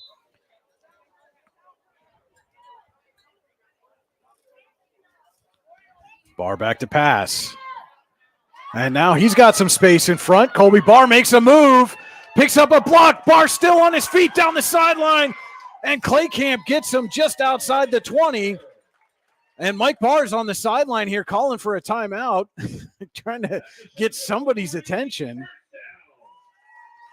Now, what a heads-up play by Barr to just see that hole and take it and go. Because at that point, what other options do you have? I mean, you're running at a time, you're looking at 3rd and 23, so you got to pick up those 23 yards one way or another. Final timeout of the half for Sheffield. They are in just outside the Pizza Hut red zone at the 21 with officially 11.8 on the game clock on the scoreboard. So you got time here for maybe 2 shots in the end zone or something quick to the sideline. You got time for it, but you don't. You know what you don't have time for is a high snap, is a bobbled snap, is a rollout. Yep. If you're going to roll out, that's probably going to be the only play you run. Because, and I say that because if Barr's under pressure, he may just try to take it himself. And if he doesn't get in the end zone, there's a whole bunch of scenarios we could go down. But yeah, I think their best bet right here is kind of to mimic what Union City has done with a couple of successful pop passes in the middle of the field. Get something quick and see what you got. And key is if you throw the ball and you're near the sideline and you're not going to make it to the end zone, get out of bounds. Yep. So 11.8 seconds left officially on the game clock. 1st and 10 at the 21 for Sheffield. They give to Holden. Reverse to Brownhouse. Brownhouse has Barr wide open. He doesn't throw it. Brownhouse going to keep it himself. Barr gives him a block, and Brownhouse into the end zone for the touchdown. And Brownhouse, he thought about it and hesitated. And I'll tell you, if you're not confident in your ability to throw that ball, don't throw it, because turning it over there is going to be detrimental. You just sooner go to the half, up 20-12, turning the ball over on downs or the end of their time running out. And that this 2-point conversion coming up will be the final play of the first half. Huge drive with a minute to go for Sheffield. They get it in the end zone. Brownhouse on the 21-yard on the reverse. And Barr with a key block to get him into the end zone. Barr now keeps it himself, cuts up field, and he's in for the 2-point conversion. So we head to the half. Your score, Sheffield 22, Union City 12. We'll be back with the Tap and Pay Plus halftime show. It is Allegheny Grill of Foxburg High School football on the YDL Sports Network. Whether retirement is just around the corner or years away, John Bongiovanni, Lucas Slazak, and Adam Jack of Generational Wealth Management in Erie and Bradford are here for you. John, a Forbes-recognized best-in-state wealth advisor, Lucas and Adam provide customized investment advisory solutions and retirement planning services. Generational Wealth Management offers world-class investment services and internationally recognized insurance products from Northwestern Mutual, an industry leader. The Generational Wealth Management team provides a high level of expertise and service to their professional and business clients. Contact the Erie office at 814-651-0838 or the Bradford office at 814-368-4065 or check them out online at gwm.nm.com.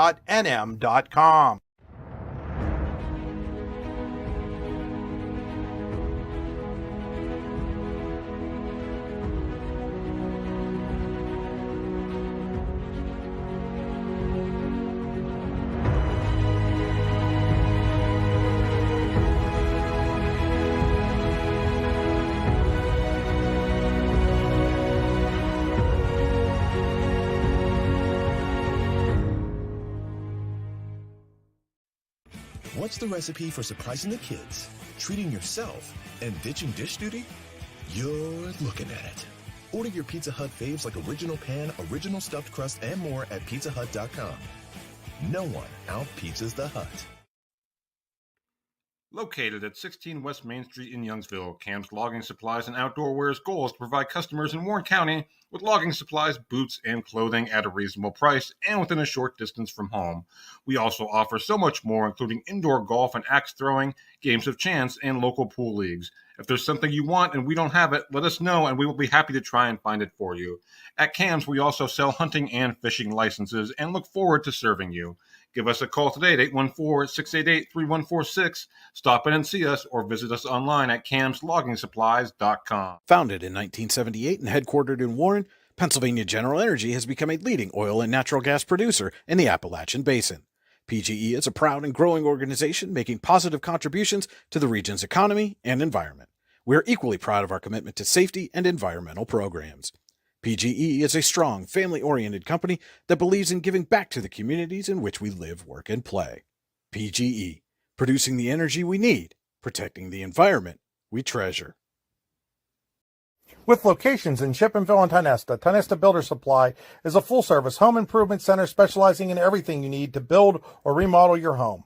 From power tools and accessories to paint and sundries and general hardware merchandise, Tionesta Builders has everything you need to get your project done quickly. Find out more at tionestabuilders.us and like them on Facebook. If you're looking to enhance your current skills or gain an entirely new skill set, Now is the time to register for classes at the Warren Forest High Ed Council. For 40 years, the Warren Forest High Ed Council has been providing education services in Warren and Forest County. The November 2024 schedule includes creating a holiday brunch, generating a resume using AI, first aid, AED, and CPR training, and online workforce training classes. Go to high-ed.org or call 814-723-3222 to register. Advisor and coach. Welcome into the Tap and Pay Plus halftime show. Your score at the half: Sheffield 22, Union City 12. The Wolverines on the final play of the first half get a 21-yard touchdown run from Sayer Brownhouse. Barr runs in the 2-point conversion. And again, your score at the half: Sheffield 22, Union City 12. Bears will get the ball to start the second half. Tap and Pay Plus is fundraising made easy. Earn more funds in less time with nothing to sell, hand out, or collect. Find out more at tapandpayplus.com. That's tap, the letter N, payplus.com. Let's take a look now at our halftime stats brought to you by Janie Montgomery Scott and Clarion. No matter where you are in life, just starting out in your peak earning years, nearing retirement, or contemplating your legacy, we are here for you. When you work with us, it's about going beyond investing. It's about connecting your life and your finances. JanieClarion.com. Thanks, Brian. We'll start with the Bears. They have 22 total offensive plays, 118 total offensive yards, 22 of those in the air, 96 on the ground, averaging 5.4 yards per play. One of those plays is over 20 yards, 7 first downs, a couple of fumbles for the Bears due to high snaps. They have 2 penalties for 15 yards. Individually, Austin Brown with 6 carries and 4 yards, and Stephen Claycamp with 14 carries, 92 yards, and 2 touchdowns, 5 first downs, and 6.5 average yards per carry. Austin Brown is 2 for 2 passing with 22 yards, and those 2 passes went to Aiden Schumann. Both of those little pop passes in the middle of the field. On the Sheffield side of things, they have ran 21 plays. They have 163 total offensive yards, 43 in the air, 120 on the ground. They're averaging about 2.4 yards per play more than the Bears at 7.8. And 7 first downs. The Wolverines have had a couple of fumbles. Alex Marfink with those 2 big sacks in the first half. And really the biggest blemish on the Sheffield's team stats are 6 penalties for 35 yards. Individually, Colby Barr, 8 carries, 63 yards. He has a touchdown. He's averaging almost 8 yards per carry. Hayden Holden with 4 carries, 25 yards. And he also has a score. And then Brownhouse with 1 carry, 21 yards to end the half with that score there. Colby Barr is 3 for 4 with 43 yards in the air, a couple of first downs. And Brownhouse has 1 reception for 15 yards. And Barno has 1 reception for 21 yards. Those were our halftime stats brought to you by Janie Montgomery and Scott in Clarion. Visit them online, JanieClarion.com. Let's take a look now at our Hunter Station Golf Club scoring summary. You can score a great round of golf at Hunter Station Golf Club just outside of Tionesta or online at hunterstation.com. Well, the game started a little slow until Sheffield was able to put the first points of the game on the board at 2:36 in the first quarter. The Wolverines recovered a high snap fumble at the 6, and Colby Barr faked to Hayden Holden on the first play and trotted in for the Sheffield touchdown. In the second quarter at 10:30, after a Marfink sack on Austin Brown to put the Bears out of the red zone, Stephen Claycamp takes it to the house, 24 yards to tie the game up at 6. And then later on in the second at 7:33 on 4th and 19 from the Union City 39, Barr hits Barno for a short pass that Barno then takes down to the 8-yard line where Hayden Holden would run in for the score to put Sheffield up 14-6 due to a Colby Barr 2-point conversion. At 1:03 in the second quarter, Stephen Claycamp takes it in from the 4, ending a 6-minute and 30-second drive to pull within 2 points of the Wolverines, 14-12. But then Sheffield getting the ball back with just over a minute to go. It was Hayden Holden taking the handoff from Colby Barr, who then gives to Sire Brownhouse on the reverse, and Brownhouse forgoes the pass to Colby Barr, who then went to block for Brownhouse, who ran it in 21 yards to put Sheffield up 22-12. Colby Barr did get the 2-point conversion on that as well. That is your Hunter Station Golf Club scoring summary, hunterstation.com. And Cody, I do want to mention, we kind of touched on it a little bit, but that block that Colby Barr set up, he hesitated for just a second.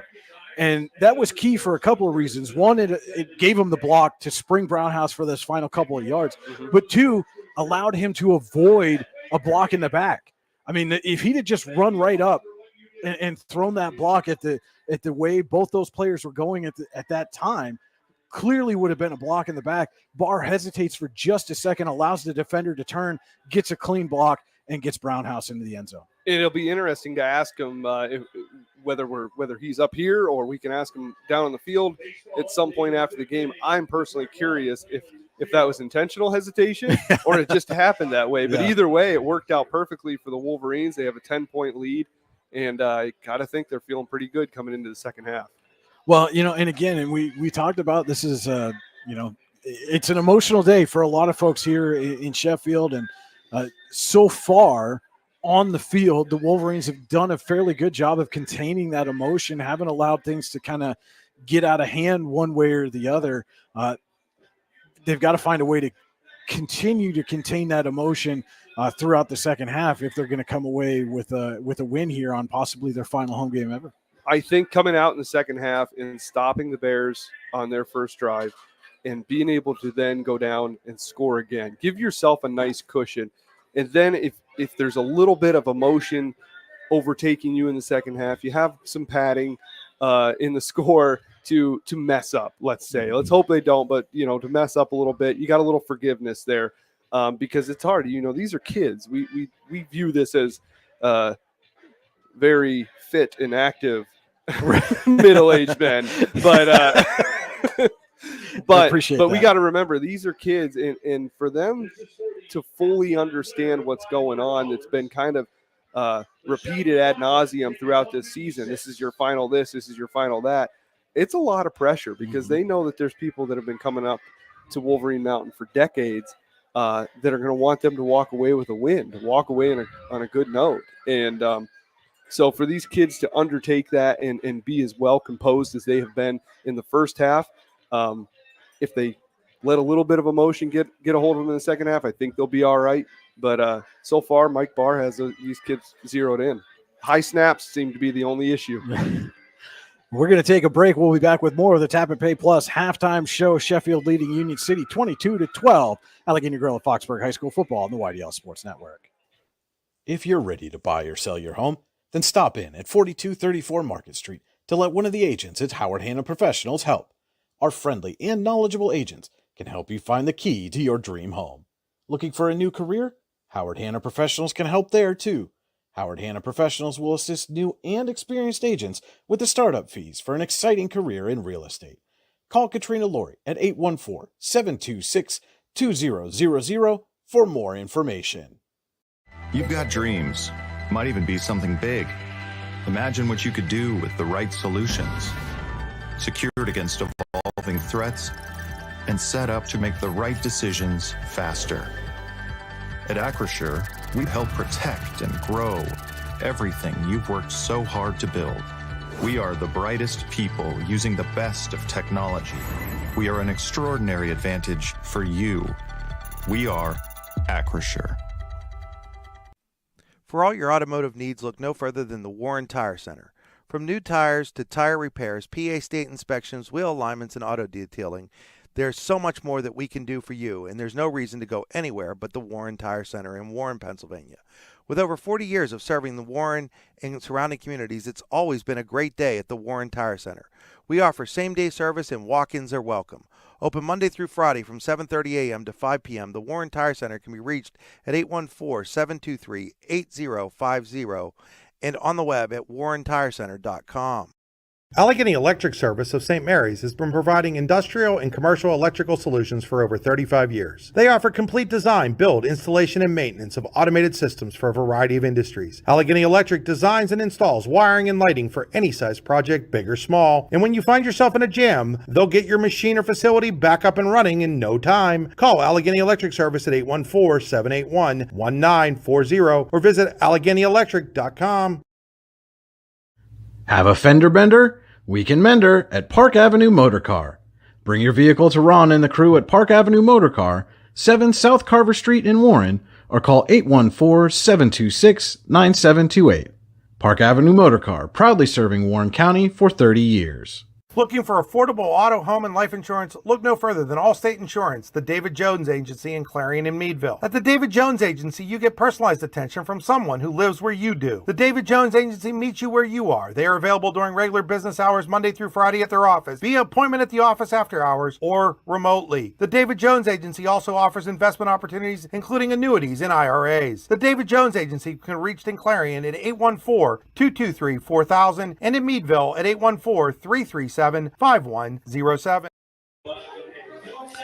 Yeah, we are back here on Wolverine Mountain, the Tap and Pay Plus halftime show. Tap and Pay Plus is fundraising made easy. Earn more funds in less time with nothing to sell, hand out, or collect. Find out more. Tap and Pay Plus. That's tap the letter N, payplus.com. Your score at the half: Sheffield 22, Union City 12. Brian Hagberg, Cody Elms with you on the YDL Sports Network. Our game this afternoon also being brought to you in part by the Warren Forest Higher Education Council. Find out how they can help you take the next step at high-ed.com. Forgot if they were a .com or a .org there for a second. .something. .something, yeah, .something. No, appreciate all of our sponsors helping us bring you all the action here on this Saturday afternoon as the Wolverines are making their way back out of the locker room. And, one of the things, Cody, that maybe doesn't get talked about very often. Union City didn't go anywhere. They just sat in the end zone for the whole halftime. But you got to think that's got to be, kind of wearing on you a little bit. You're sitting out in the sun. You've already played a half of football. Sun's beating down on you. I mean, yes, you get some water, get to relax a little bit, but still, I mean, you're not inside. You're not cooling off. You're just kind of out in it. And we'll see if that has an impact on Union City here in the second half. Yeah, I would think that I would want to at least go somewhere where it's shady and like you said, get out of the sun, because it's not an overwhelmingly hot day, but that sun really wears on. I don't know about these guys, but I know personally the sunlight with my eyes starts to really drain me. Well, that's, you're getting a little bit older now. And yeah, I understand that part too. But, and maybe Union City just wanted to take in the view. It is, arguably the best view in all of District 9, maybe all of District 9 and District 10.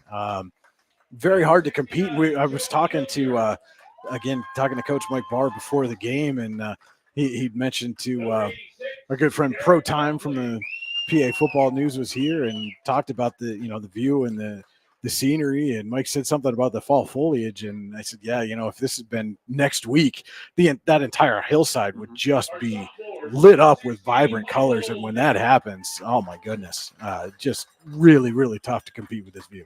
Yeah, it certainly is, and we've seen a number of them. To be honest with you, Brian, one of the schools that I would say is right up there.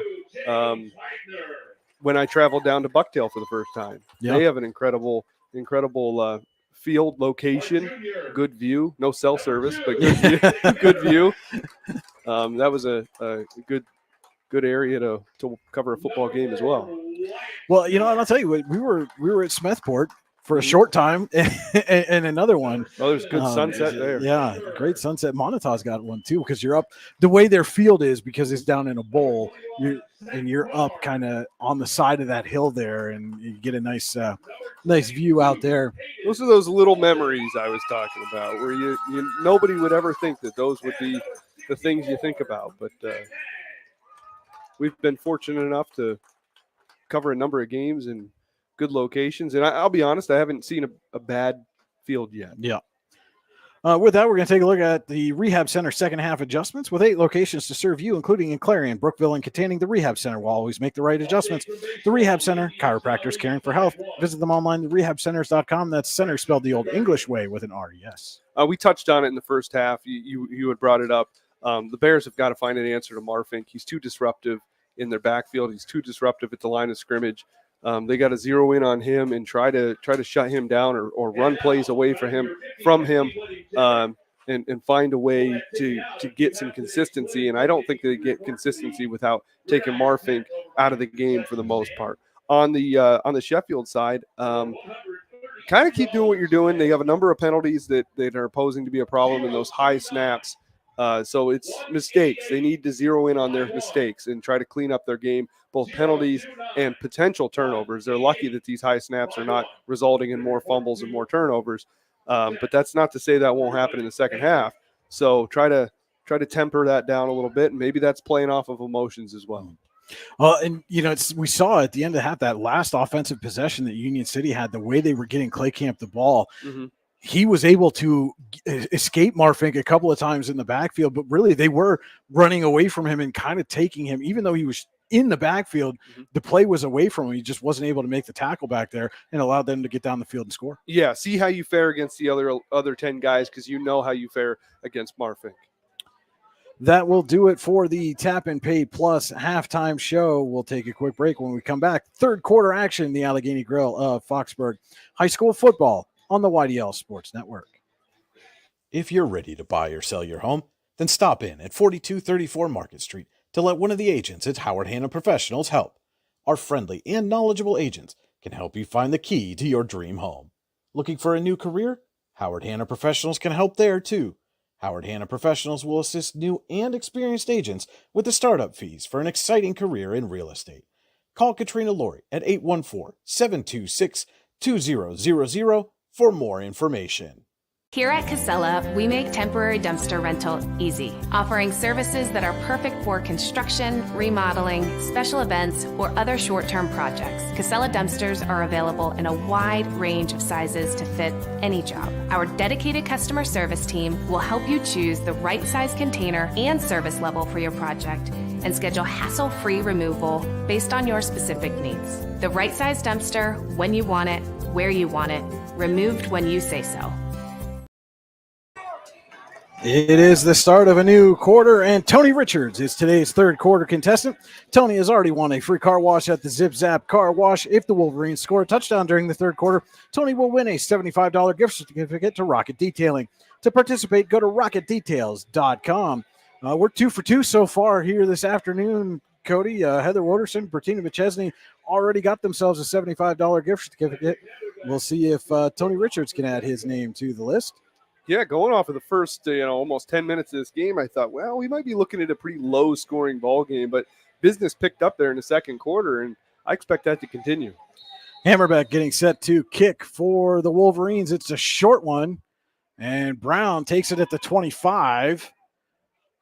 And Brown gets by a couple of tackles and out across the 45 to the 47. It's a good starting field position for Union City to start the Acrisure third quarter. Acrisure, with a location in DuBois, is the official insurance provider of the YDL Sports Network. Find out more at acrisure.com/mid-Atlantic. Trailing by 10 points, Union City trying to get themselves a little bit closer here. Opening possession of the second half. Bears take over at their own 47. Brown in the gun. Smith to his left. And Brown going to keep it himself. Gets by a tackle. And a big gain for Austin Brown. Down into Sheffield territory for the Tionesta Builder Supply. First down. First down, Union City to the Sheffield 38. 15-yard gain on first down for Austin Brown. And the Bears down to the Sheffield 38.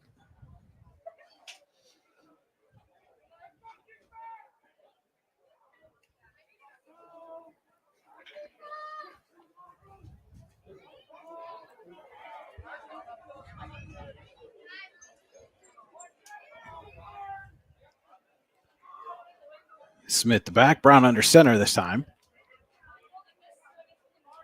And all kinds of movement up front. And this one is going to go, looks like initial signal is against the Wolverines, and it is a Bruno Iarfito Wrestling Camp penalty against Sheffield. The Bruno Iarfito Wrestling Camp in Port Allegheny is the best damn wrestling camp you've never heard of. June 16th through 20th, 2025. Online, teambruno.org.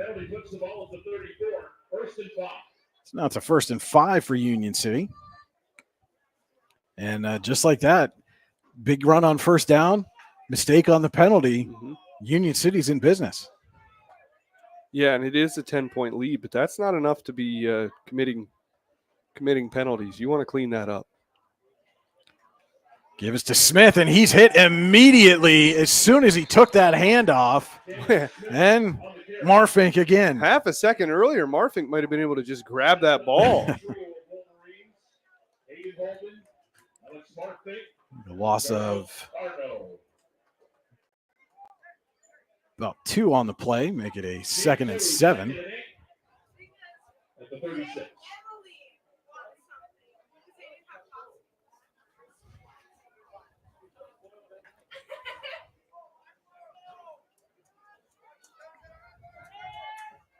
It was Smith's first carry of the game. And interesting, Claycamp still on the sideline for Union City here for this possession. Smith gets it again, and big collision there. It looked like with Barnes. I think Smith got the better of it, goes forward for a couple.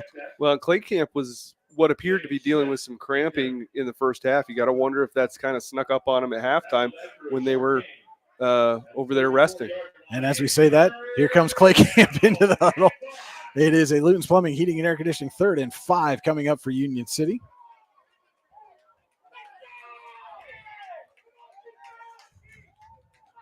But again, something to keep an eye on. Like you said, Cody, it looked like Claycamp was dealing with some cramping. He's been their most effective runner through the first half. Lines up split out near to the near side on this 3rd and 5. Brown in the gun. High snap. Brown corrals are going to keep it himself. And he is not going to get there, about 2 yards short. We'll bring up a 4th and 2 for Union City. And again, a bit surprising that it seems like Union City in those shotgun snaps have had some trouble with the high snaps also. Yeah, both teams are, and maybe they need to take a look at what Sheffield's doing and have Brown kind of take that half a step back. Claycamp comes out as Kane Greger comes in on this 4th and 2. Greger, the up back. Smith dots the I. And Brown will be under center for this key 4th down play coming up for Union City. Give us to Smith. And Smith is not going to get there, stuffed up by the Wolverine defense. Holden and Marfink in on the stop for Sheffield. And the Wolverines get a stop on that opening possession. One of your keys to the second half here, Cody. Yeah, now I think the next thing they got to do is they got to drive down the field, and a lot of time left, but you score again. The way Union City's offense, even though they've been able to put the ball in the end zone, it's been pretty slow and meticulous. Make it extremely difficult for the Bears to come back. 1st and 10 from their own 30 are the Wolverines opening possession of the second half for Sheffield. Barr gives it to Holden. Holden tries to break a tackle. He's not going to get there. And looks like he's going to lose about 2, maybe 3 on the play. We'll bring up a 2nd down and 12. Tackled by Logan Slaney. Loss of 2. Logan Slaney on the stop for Union City.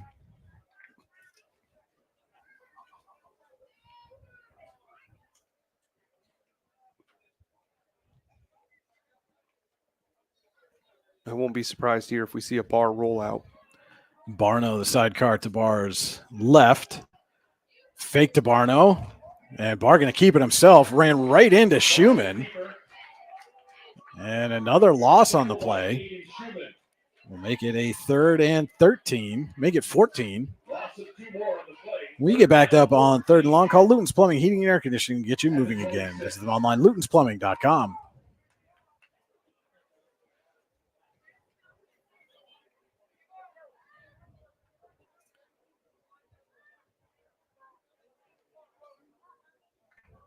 So Barr has to keep it in the back of his mind, even if you're not able to get that first down. If you can gain some yardage, put yourself in a better position to punt, put the Bears deep in their own side of the field.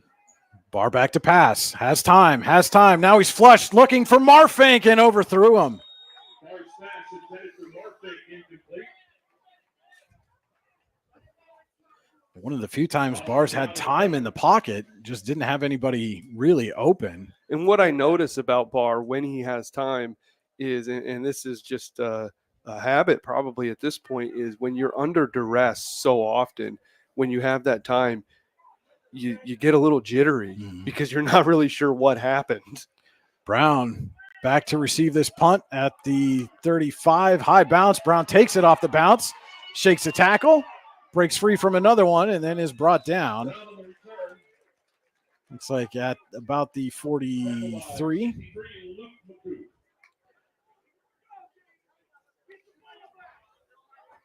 And we will be back in 15 seconds. What's the recipe for surprising the kids, treating yourself, and ditching dish duty? You're looking at it. Order your Pizza Hut faves like original pan, original stuffed crust, and more at pizzahut.com. No one out-pizzas the Hut.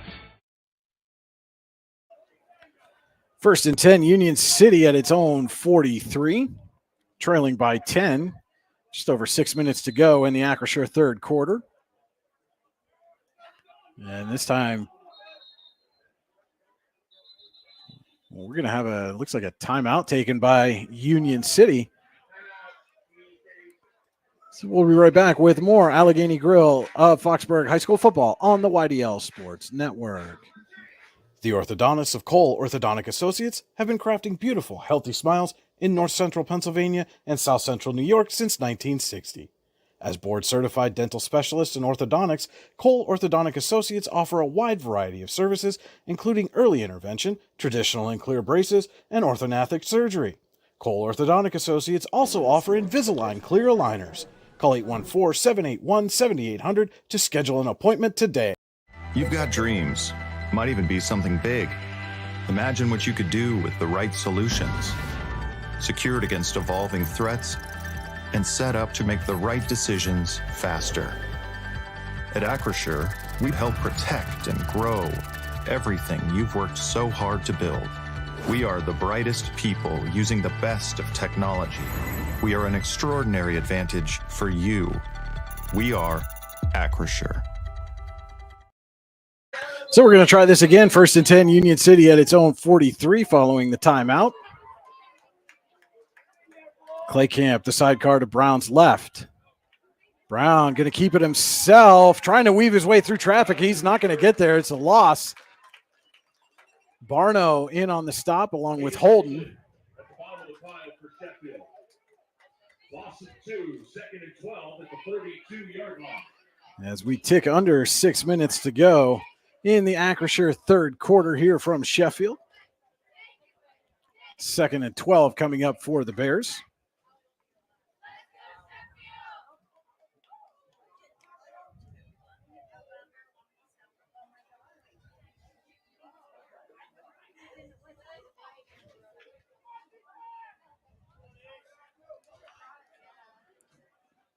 Now Smith, the back, two receivers to each side for Brown, who's under center.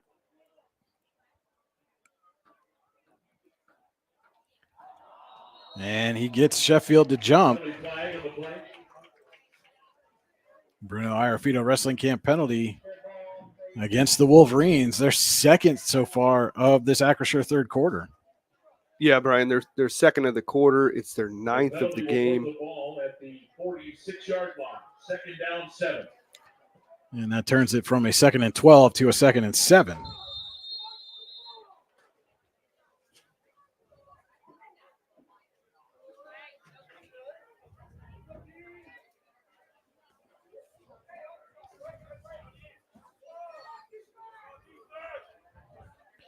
Smith, the up back.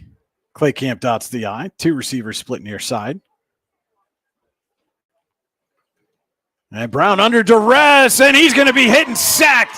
Marfink again. That is his third sack of the game, and that one was with authority. Marfink makes up for the penalty and then some. Looks like a loss of about 8. Make it a third and 15 coming up for Union City. Luton's Plumbing, Heating, Air Conditioning, third down here for the Bears.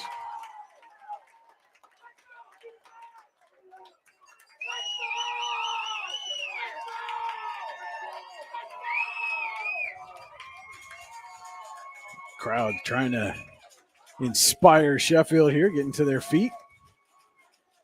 Brown in the gun. Smith, the sidecar to his right. Brown rolls right. Looking, under pressure, and he's going to be forced out of bounds. This time it's Zach Barnes. And a flag comes in well after the play. Yeah, I think And there was. I think that's going to go against Union City. A little extracurricular pushing there, the tail end of that play. And understandable. You're in week 8 of a thus far winless season. And those frustrations on a hot Saturday afternoon can start to boil over.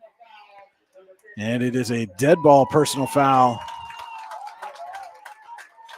against Union City. I think they called Ploss on that.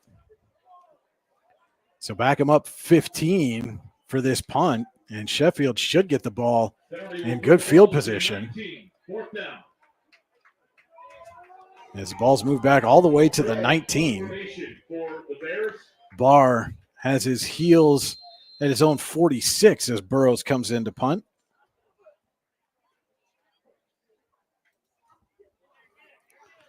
And nearly blocked.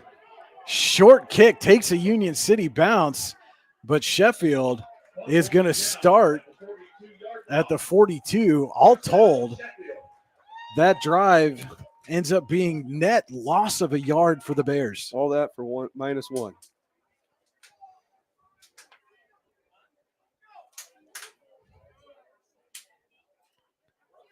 And we'll be back in 15 seconds. Tap and Pay Plus is fundraising for the 21st century. Nothing to sell, nothing to hand out, nothing to do other than shop like you normally do. Have everybody that you know download the Tap and Pay Plus fundraising app and use it to pay at any of our 300 plus national brand partners. Then watch the money roll in. Learn more at tapandpayplus.com.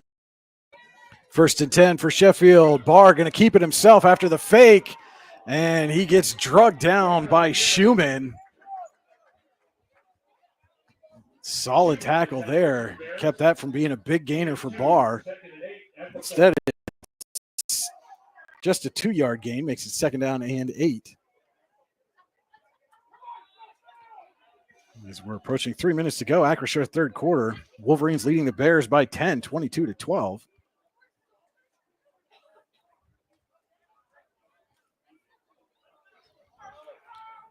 Newark split to the near side. Barno, the back with Barr, and the give is to Barno, and Barno's got a hole on the right side. Breaks a tackle. Barno's got the Tynesta Builder Supply. 1st down for Sheffield. Barno just runs angry. He seems like a very calm, cool as a cucumber kind of guy on the sidelines. But when he gets the ball in his hands, he runs like a rabid Wolverine. Tynesta Builder Supply. 1st down for Sheffield at the Union City 30.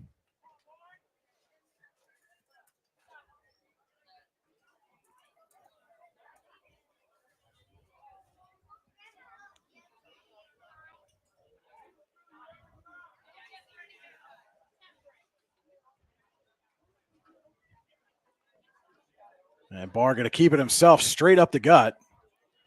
Gang tackled after about a 3-yard pickup. Tackled by 70, Jeremy Zimmerman. Gain of 2, 2nd and 8 at the 28.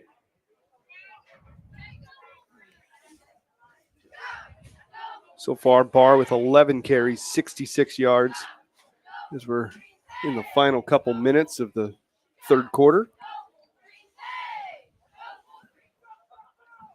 2nd and 8 coming up for Sheffield at the Union City 28. Under 2 minutes to go, Acrisure third quarter.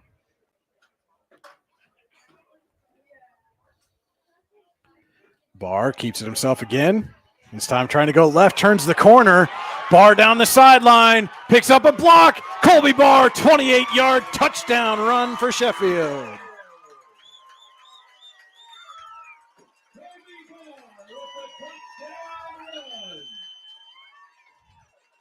And again, another late block, good block down the field by the Wolverines. gives Barr those extra few yards, and he gets into the end zone.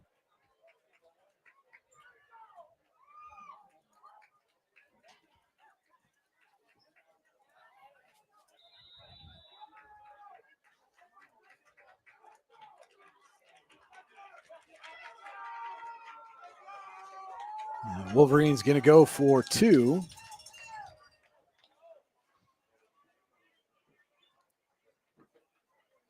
Barr keeps looking for in the back of the end zone.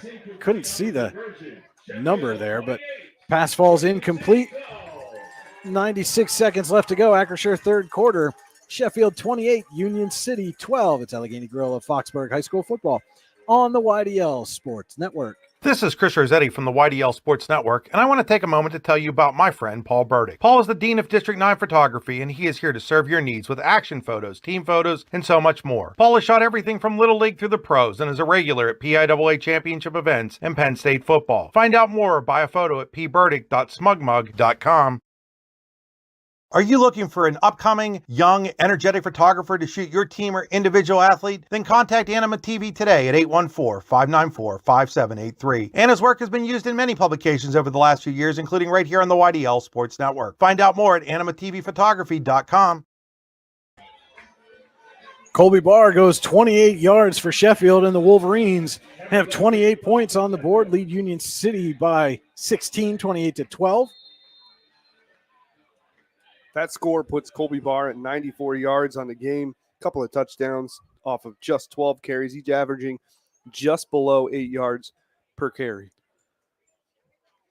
And the kick goes over Claycamp's head. He had some trouble with it. Apologize, folks. I looked up and lost that one in the sun there for a second. You know what, Brian? I think that might have been what happened to Claycamp there. That ball bounced up, and he was looking for it, and where he would have looked would have been directly into the sun. And then he looked very confused until the ball was bouncing on the ground. Back in 15 seconds. All-American HQ in Shippenville is your gift headquarters no matter the occasion. All-American HQ always has the perfect gift for that loved one or friend. From engraved cutting boards and coffee mugs to personalized sports apparel, All-American HQ has you covered. At All-American HQ, they'll put almost anything on almost everything. AllAmericanHQ.com. Union City now takes over, trailing by 16. Starts at its own 23. Brown fumbles the snap. Got it up. But we'll get stopped for a short loss. And again, Marfink on the bottom of that pile for Sheffield. On defense, we've been saying Marfink. On offense, it's been Barr. These two kids have just been carrying Sheffield today.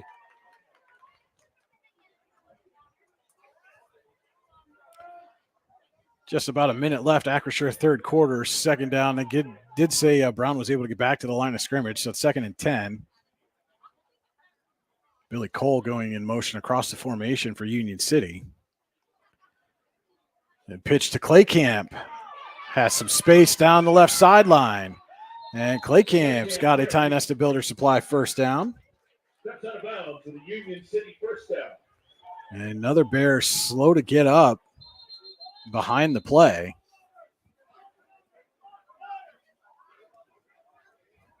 Third quarter Sheffield Sports Boosters 300 Club winner. Ticket 144. And again, Cody, we talked about Union City not able to get under cover, for lack of a better word, find some shade there during halftime. Yeah, and that direct sunlight for hours on end, it just starts to wear on you. Williams, number 66, a happy birthday today. And oddly enough, there's only been a couple of times since I've covered football here that I've seen a team bring coverage for their side of the field, whether it's a pop-up or whatnot. And I mean, you can understand Union City's not used to playing here. In fact, I couldn't find a last time these two teams met, so it's not like they're here and understand the layout of the field and how things are. But surprising that a lot more of the District 9 teams don't bring some canopies or something to just give their players some shade. But it is a Ty Nesta Builder Supply first down for Union City at its own 35.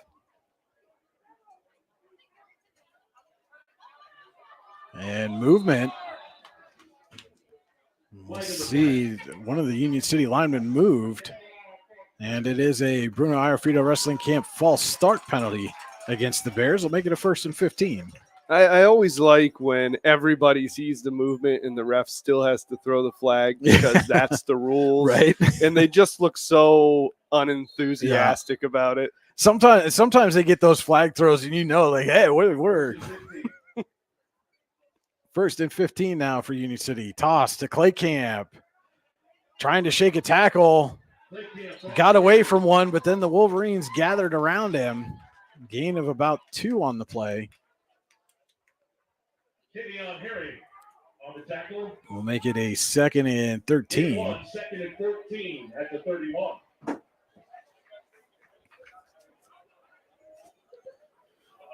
And that may be the final play of the first quarter unless Union City wants to get another snap off here. And they do. Give us to Claycamp off left tackle. Not much there. Gang tackled after a gain of a yard. And that is how the third quarter will come to an end. We head to the fourth quarter. Sheffield 28, Union City 12. Allegheny Grill of Foxburg High School football on the YDL Sports Network.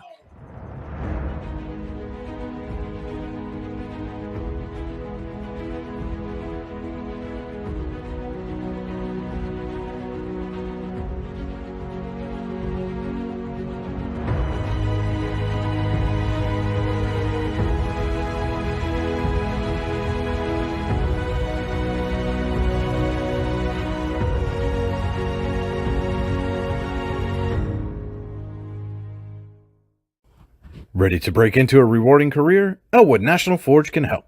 Elwood National Forge produces critical defense-rated parts to all branches of the United States military, meaning each day our employees are doing their part to support the men and women protecting our country. With multiple positions currently available and several career paths to choose from, Elwood National Forge offers on-site and on-the-job training, competitive pay and benefits, including 401k and insurance that start the date of hire, paid time off, and long-term job security. We'd love to support you in building a career. To learn more about becoming part of the Elwood National Forge family, visit enfjobs.com. It is the start of a new quarter, and Emily Woods is today's fourth quarter contestant. Emily's already won a free car wash at the Zip Zap Car Wash. If the Wolverines score a touchdown during the fourth quarter, Emily will win a $75 gift certificate to Rocket Detailing. To participate, go to rocketdetails.com. We're 3 for 3 so far, Cody. I think they'll do it again. I want everybody to win their gift certificates today. 3rd and long coming up for Union City to start this Elwood National Forge fourth quarter, and escaping a tackle in the backfield is Claycamp. Falls forward for a couple of yards, not going to be anywhere close to the first down. Marfink on the stop again. And our fourth quarter this afternoon brought to you by Elwood National Forge. It's never too soon nor too late to set another goal or dream another dream. If now is the time for you, Elwood National Forge can help. With multiple positions currently available and several career paths to choose from, Elwood National Forge offers on-site and on-the-job training, competitive pay, and benefits, including 401k and insurance to start the day to hire, paid time off, and long-term job security. To learn more about becoming part of the Elwood National Forge family, visit enfjobs.com. 4th and 11 for the Bears. Burrows on to punt. Barr back to receive right around his 35. High snap and nearly blocked again. Holden almost got to that one. And it takes a Sheffield bounce to the 48. Will be down at the 48-yard line. Sheffield. First down, Wolverine. And now Sheffield starting near midfield. Actually, they're going to mark it down at the 46. Interesting spot there, but Wolverines have a chance now to really kind of put this game out of reach if they can score on this drive. Yeah, the way that Union City's really their offense in the second half has been a couple of decent runs followed up by negative yardage. So, yeah, if you're Sheffield and you're able to put another score up, I think you got it locked up.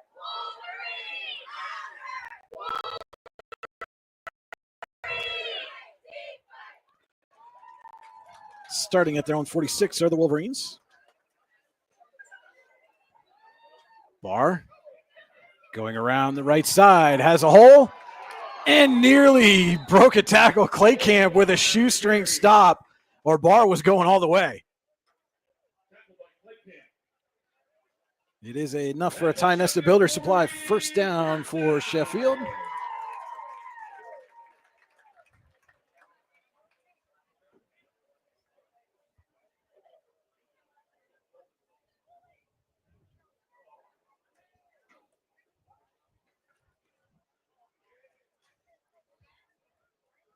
First and 10 now at the Union City 43. That carry there puts Barr over 100 yards today on the ground. Give us to Holden. And Holden turns the corner, picks up a block down the sideline. Hayden Holden run out of bounds by Claycamp. And you got to give credit to the Wolverine blockers downfield. Holden was able to just sort of weave through them to get extra yards on that carry. Wolverines inside the Pizza Hut red zone. Still time for you to order a fresh hot pizza now online at pizzahut.com, where no one outpizzas the Hut. Another Ty Nesta Builder Supply first down for Sheffield. This drive being built by Ty Nesta Builder Supply with locations in Shippenville and Ty Nesta, online at tynestabuilders.us.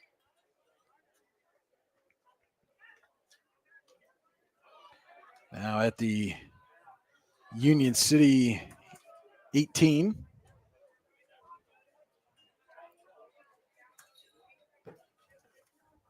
And Barr keeps it himself, squeezes through the defense, picks up a block. Colby Barr into the end zone, 18 yards for the Wolverine touchdown.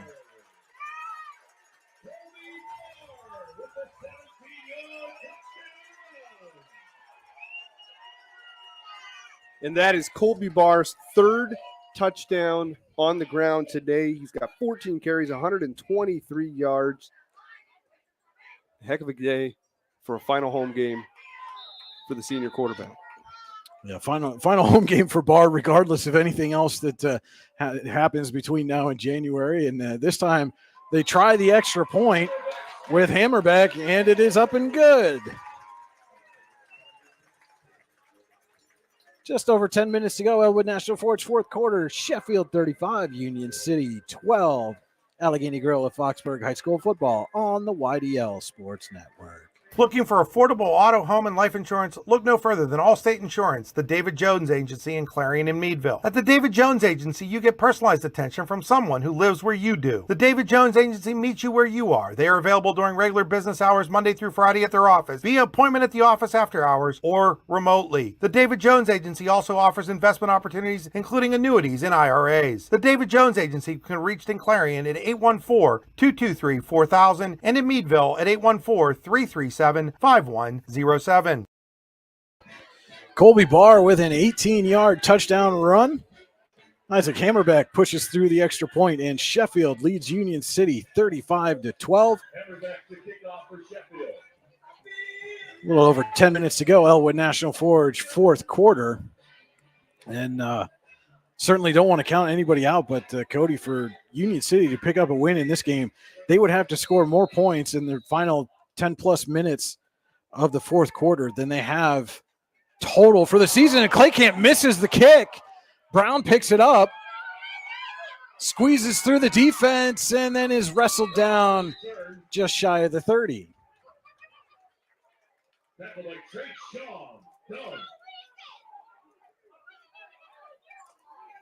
But again, coming into this one, Union City for the season has only scored 28 points. So the Bears offense, if they want to pick up victory number one, going to have to come up with something it hasn't done all year. Yeah, and coming back in with 10 minutes to go and you're down by this much, you not only have to play mistake-free, you have to hope that Sheffield plays all of a sudden very mistake-laden football, and then you have to take advantage of those mistakes. And there's a lot of things have to be in line to make that sort of comeback. It's extremely difficult to do. It's why you don't see it often. Bears start on their 29.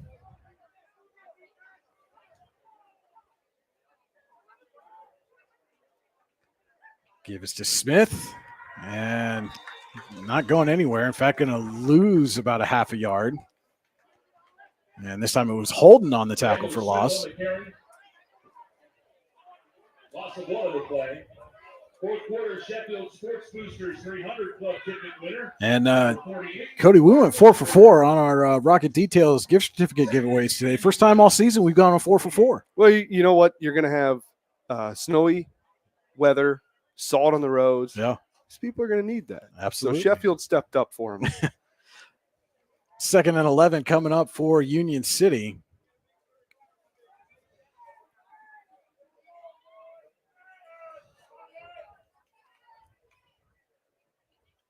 Brown takes a snap, gives to Smith. Smith fights his way through a tackle to get positive yards and then pushes himself forward at the end there, though the near side official marking him down at the 30, the far side giving him that extra gain, and he does get about 4 yards on that carry. It is a Luton's Plumbing, Heating, and Air Conditioning 3rd down and 7 coming up.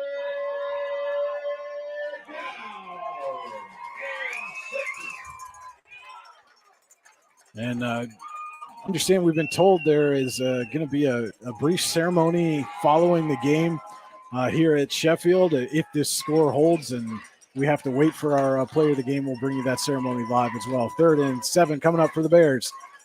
And I was going to say, I think they got away with some early movement, but they did not. The flag just came out a little bit late. This is going to be a Bruno Iarfito Wrestling Camp false start penalty against the Bears. We'll make this a 3rd and 12. Penalty puts the ball at the 27-yard line. Once again, it's 3rd down. And this is such a frustrating position to be in for the Bears. We've seen it on the Sheffield side before. I've experienced it when I played, experienced it as a covering them. And for the Bears, you just try to put your head down and keep working. 3rd and 12 for Union City. Need to get out to the 39. And Brown going to keep it himself, trying to get the edge, and he does, but not going to get enough for the 1st down. Maybe worth going for it here, depending on where the spot is. I would think if you're within a couple of yards, what else do you really have to lose at this point? This is going to be, it's a long 2, maybe 3. And called a long 2. 4th down coming up for Union City.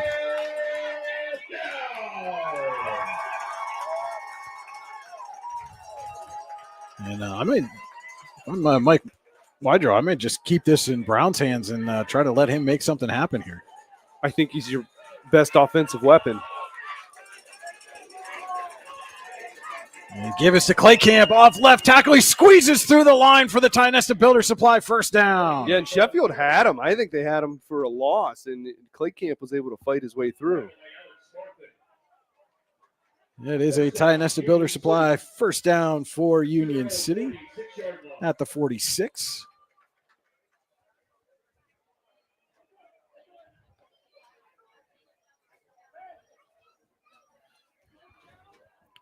Bears keep the drive alive.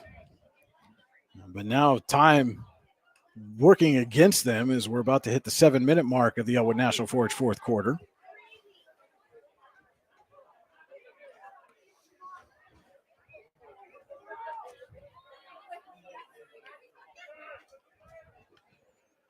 Fake to Claycamp, and Brown shakes a tackle in the backfield, gets back to the line of scrimmage. Maybe a short gain there. Done on the stop for Sheffield, and we've got a timeout for an injured player. That's Claycamp, has his helmet off.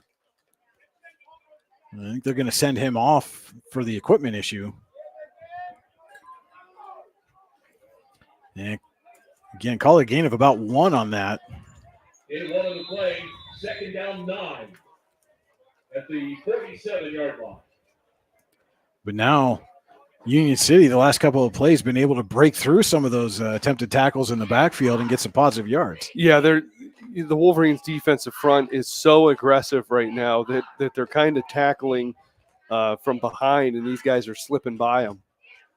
2nd and 9. And this time going to be a tackle for loss. And it's Marfink again. This time he gets Smith. And, again, Cody, he basically could have gone in and taken that handoff himself. He was in the backfield so quick. Yeah, Marfink is he's having himself a day. And, we talk about, usually at this point in the game, we start kind of talking about who's going to be our player of the game. And, you got to think, is it going to be a defender today? Is it going to be Colby Barr? I mean, that's a discussion that we're going to have. Absolutely. As we hit the halfway point of the Elwood National Forge fourth quarter, it is 3rd down and 12. When you get backed up on 3rd and long, call Luton's Plumbing, Heating, and Air Conditioning to get you moving again, lutonsplumbing.com.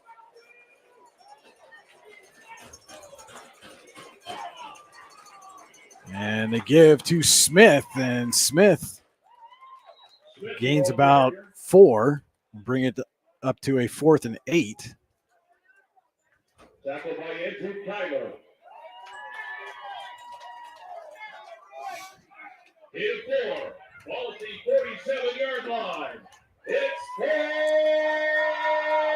And I heard, I don't know if you could pick it up on the broadcast, but I heard one of the players turn to the sideline, and Sheffield superfan Leroy Winslow pacing the fencing here in the stands. They turned around and said, "It's 4th down, Leroy, let's go." I don't know if there's anybody more invested in Wolverine football outside of the team than Leroy Winslow. It is 4th and 8 for Union City. Under 5 minutes to go. Elwood National Forge fourth quarter. And Brown takes it off the right side. He's hit and dropped for a loss. Marfink again. And I think the Wolverines were ready for Brown to take that ball. Turnover on downs. The Wolverines will take over at the Union City 45. And 4:43 to play. Elwood National Forge fourth quarter. And Sheffield can smell its second win of the season.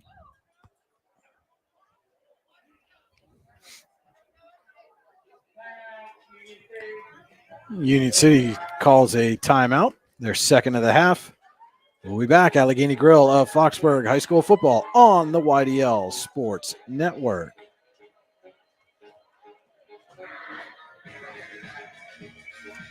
Located at 16 West Main Street in Youngsville, Cam's Logging Supplies and Outdoor Wear's goal is to provide customers in Warren County with logging supplies, boots, and clothing at a reasonable price and within a short distance from home. We also offer so much more, including indoor golf and axe throwing, games of chance, and local pool leagues. If there's something you want and we don't have it, let us know and we will be happy to try and find it for you. At Cam's, we also sell hunting and fishing licenses and look forward to serving you. Give us a call today at 814-688-3146. Stop in and see us or visit us online at camsloggingsupplies.com. We've got a 90s flashback going on here as they're playing the Macarena over the loudspeakers on this Union City timeout. It'll be Sheffield 1st and 10 at the Bears 45 following a turnover on downs. And do the dance, Brian. Absolutely not. I didn't even do the dance when it was popular in the 90s, so not going to start now. Besides, there's people with phones and stuff here, and somebody would get it on camera. And that's blackmail. Yeah. Though I can see, I believe that's Andrew Kyler was out there dancing on the field. That does not surprise me. Excuse me. No, that was Spencer White, 51, and he was right next to him, but doing a little dance. And well, you got to think they're all the extra stuff coming in today. It's got to be a lot of weight off their shoulders with 4:40 left to go, 35-12.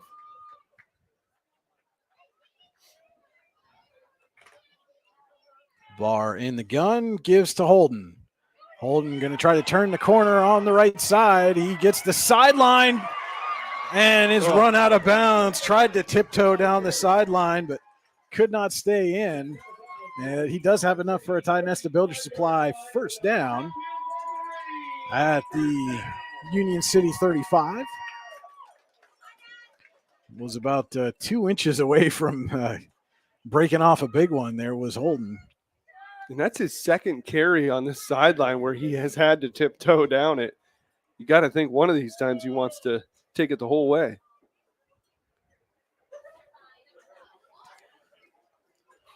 Another 1st and 10 for Sheffield at the Union City 35.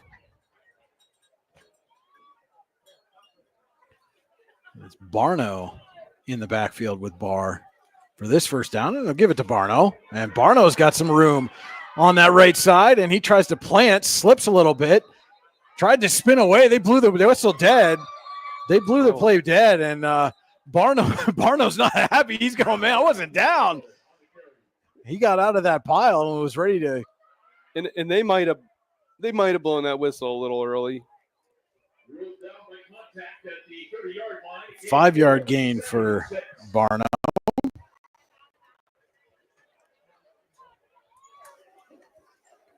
But, you know, these officials, they're trying to balance letting a play go and keeping players safe. Well, yeah, you know, again, I mean, I'm an Eagles guy. A couple of weeks ago, they were playing the Saints, and that's how, you know, Devontae Smith got concussed because he was in that pile and they didn't blow it dead. So it's a fine line you got to walk, trying to determine when somebody's down, keep players safe, and when you want to let them try to make a play.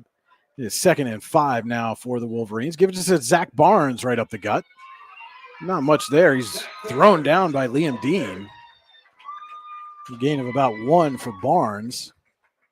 It is a Luton's Plumbing, Heating, and Air Conditioning 3rd down and 4.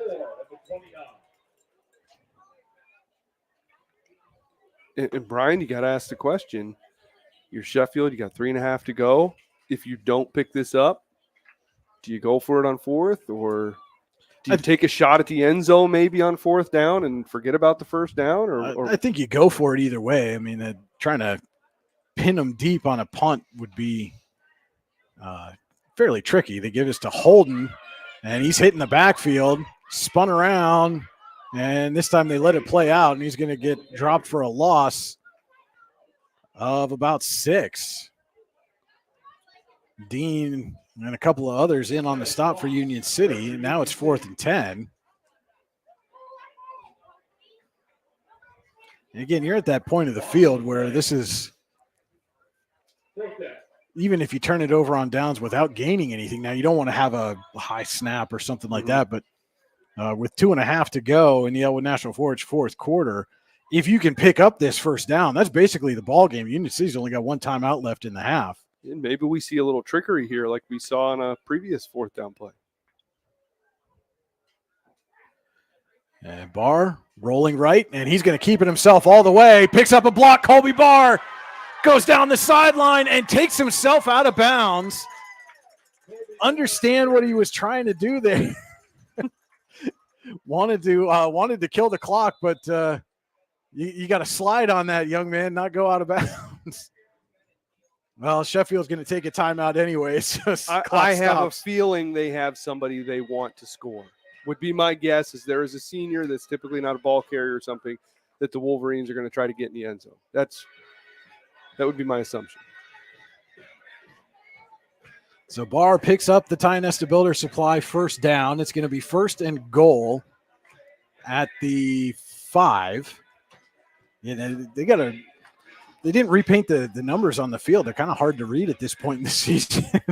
Brian, I've been covering enough games up here to just say we're lucky the grass is mowed. And Sheffield about 216 away from picking up win number 2 on the season. And we'll see if your prediction is true here, if they're going to try to give it to somebody that you got the players out there going up to the line of scrimmage doing the YMCA. You can just see it. These guys are feeling good. Holden and Ben Lindbergh. That might be your guy. And they are both in front of Barr. And Lindbergh's going to take the snap. Keep it himself. Turns the corner. Ben Lindbergh trying to get there. He's not going to do it. Gets closer. And the officials say keep the clock going.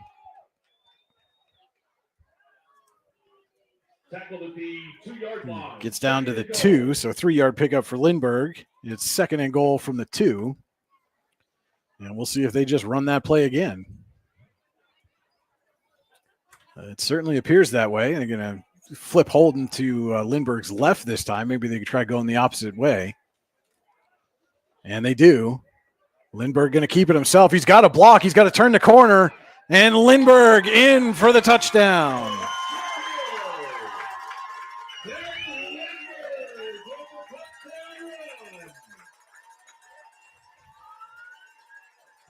Two-yard run for Ben Lindbergh.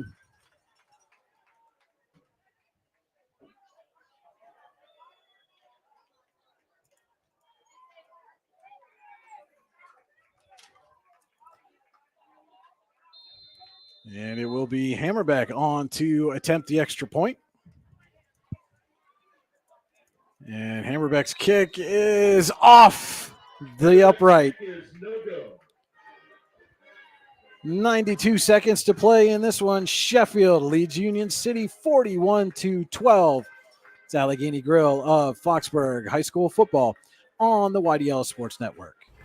Ready to break into a rewarding career? Elwood National Forge can help. Elwood National Forge produces critical defense-rated parts to all branches of the United States military, meaning each day our employees are doing their part to support the men and women protecting our country.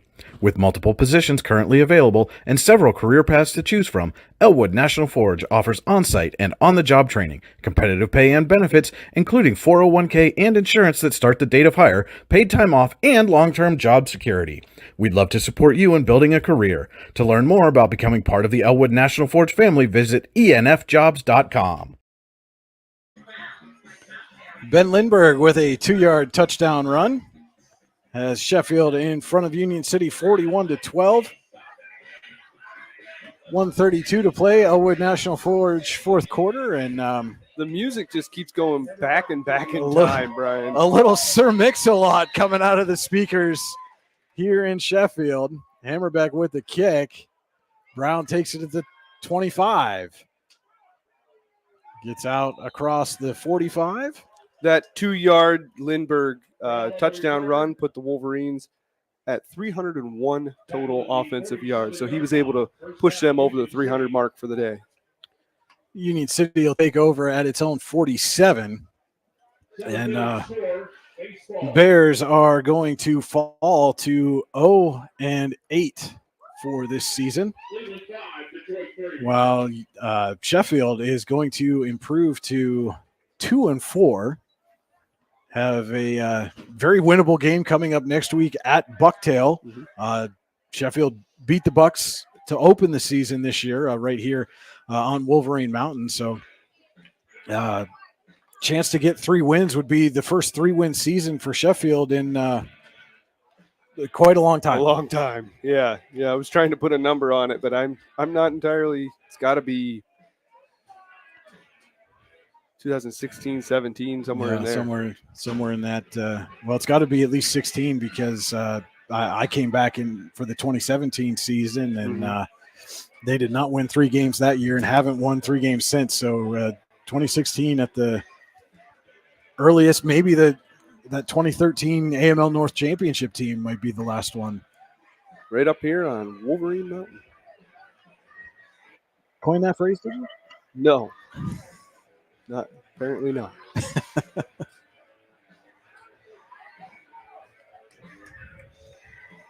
And, so Union City with, I let my timer go there. My apologies for that.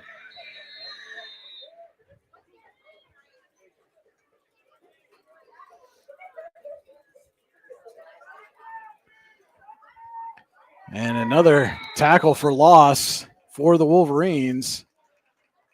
This time it is, I believe that's Malik Gordon in on the stop for Sheffield. 17, Dallas Trisket on the carry. That was Dallas Trisket on the carry for Union City. Loss of 3 in the play, 2nd down, 13.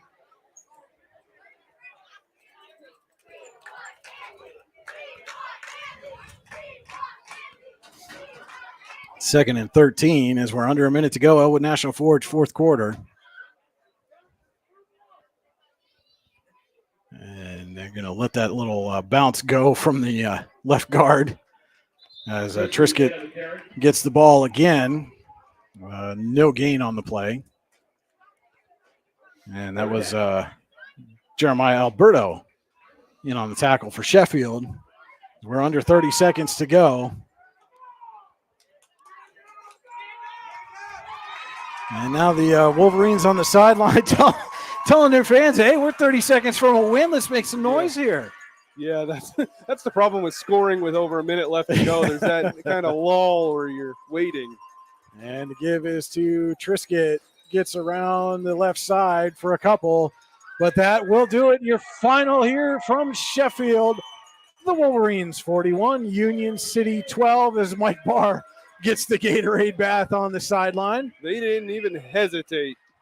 Didn't let him get through the handshake line even.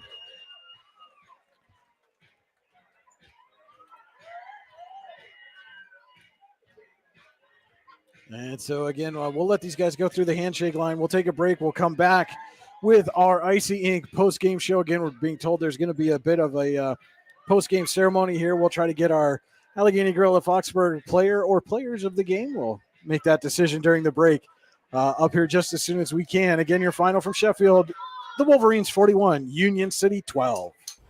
Ready to break into a rewarding career? Elwood National Forge can help. Elwood National Forge produces critical defense-rated parts to all branches of the United States military, meaning each day our employees are doing their part to support the men and women protecting our country.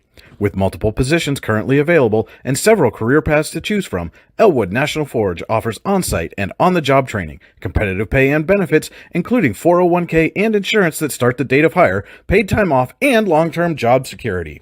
We'd love to support you in building a career. To learn more about becoming part of the Elwood National Forge family, visit enfjobs.com.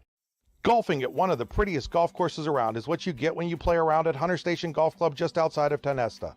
Located in the Allegheny Mountains with a spectacular view of the Allegheny River, Hunter Station offers something for everyone.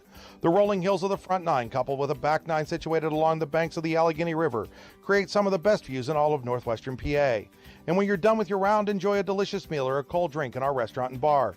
Looking for a place to stay? Hunter Station has you covered there too with play and stay packages. Find out more at hunterstation.com.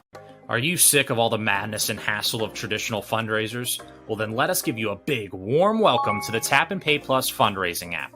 Thanks to Tap and Pay Plus, it's now easy for your team or group to gain online donations from supporters anywhere. Simply shop, earn, and support the team every single day. Learn more about our simple and easy fundraising app at www.tapandpayplus.com. Icy Ink Screen Printing and Embroidery offers screen printing and embroidery on apparel as well as on cool gear like backpacks, window decals, and engraved tumblers. We also specialize in team, business, and organization fundraisers.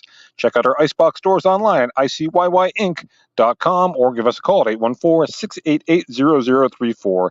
Let's meet, drink coffee, and design some cool shirts. Be cool, wear Icy. When most places start preparing for a long winter's nap, we start living our best life. The mountainsides burning with color ignite something inside that now is the time to embrace what's around us. Warren County, Pennsylvania really is paradise, as we are surrounded with beautiful places and smiling faces. Warren County, Pennsylvania. Find your adventure, find your peace. When it's your special day, we know you want everything to be just perfect. That's why at the Allegheny Grill in Foxburg, we spared no expense in creating our new indoor-outdoor wood-framed event center with waterfalls, gorgeous views of the Allegheny River, a fire pit, and plenty of parking. The Allegheny Grill in Foxburg will take care of everything from catering to bartending, so all you have to do is bring the fun. We do it all for your wedding, anniversary party, corporate event, and so much more. One look at our new facility and we know you'll fall in love. And remember, the view is always free at the Allegheny Grill in Foxburg, PA. Welcome into the Icy Ink post-game show. Your final here on Wolverine Mountain. Sheffield defeats Union City 41-12. For all your screen printing and embroidery needs, call Icy Ink at 814-688-0034 or visit icyink.com. That's icyyyink.com. Let's meet, drink coffee, and design some cool shirts. Be cool, wear Icy. And big win for the Wolverines. You can see lots of folks gathering around the team huddle post-game here. They've invited all former players, cheerleaders, coaches out onto the field, which I guess technically means you and I should walk down there and come out on the field and be part of this little. I was saying during the break, let's Vanderbilt it. Let's tear down the goal post and haul them through town. No, wouldn't call this storming the field. It's a casual stroll onto the field, but it's a nice gesture. And again, lots of emotion coming into this one. Wolverines potentially going to leave the field here on Wolverine Mountain for the final time ever, depending on how things go. Warren County School District looking at a potential closure of Sheffield High School, grades 9 through 12. But at least for this afternoon, the Wolverines are going to celebrate. They're going to celebrate, and they should celebrate. And you know what? They should celebrate every season that they had prior to this. Like I said before, they took reality as it is and are giving the players, the coaches, the fans, the family, the alumni, everybody an opportunity to have some laughs and celebrate these moments, which results in, a little extra media coverage, more photos, more memories. If you're going to go out, sometimes it's best to just go out that way. And again, they're going to go out with a win here on Wolverine Mountain, at least for the final time they're playing here in the 2024 season, again, maybe ever, as they've invited former players, coaches to come out on the field, cheerleaders come out on the field and celebrate with the team. Let's take a look at our Janie Montgomery Scott. Well, hold on. Actually, you know what? Let's turn it over to public address announcer Chuck Demko for this ceremony. Sheffield and Youngsville High Schools is currently in front of the Warren County School District's Board of Directors. If that motion is approved, these will be our final moments on Wolverine Mountain for a varsity football game.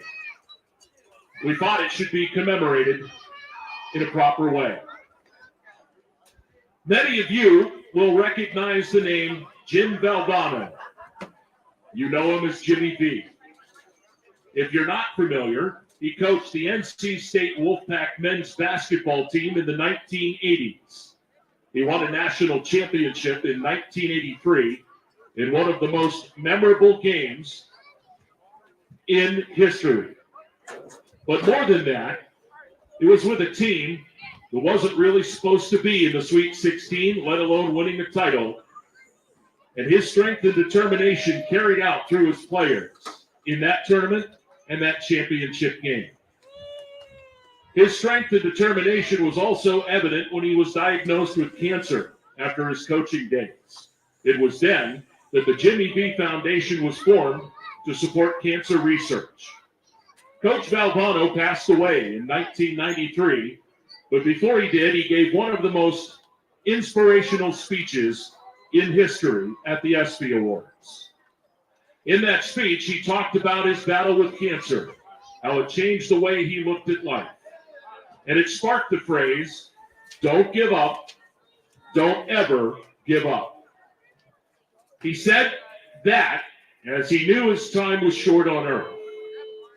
But that's who he was. He was an open book. At the end of that speech, he gave another famous bit of inspiration. He said that cancer could take away his physical abilities, but it could not touch his mind, it could not touch his heart, and it could not touch his soul. Today, I submit to you the idea that the same sentiment applies to what be happening here. Obviously, I'm not comparing it to the disease of cancer. That's way, way more serious. But what I mean is that the school board may vote to close the high school and take everything away that we've known and loved. And there may be nothing that we can do about that. But in the end, there are three things they cannot and will not ever be able to take from us. Number one is the soul of Sheffield. This town loves its own. It's always there for each other. And through this process, we've grown stronger together. Number two, they cannot take our memories away, i.e., they cannot touch our mind. The memories that we've created this year and in the past will live on in our souls forever. Even now, at the possible last moments on the field, I invite you to take a moment and take it all in. Look at each other and look at this scene. And finally, they cannot touch the heart of a Wolverine. As we leave today, know that the heartbeat of this town, this school, and this team cannot be measured. Remember that a Wolverine, pound for pound, is the fiercest, toughest, most tenacious animal in all of creation. As we close our ceremony today, we invited you all to stay around as we create one more memory. We thought it would be fitting for all of us to gather together on the field and in the stands to sing the Sheffield High School alma mater as one family, one Sheffield. At this time, it's my honor to ask the Sheffield Wolverine cheerleaders if they would lead us in the Sheffield High School alma mater.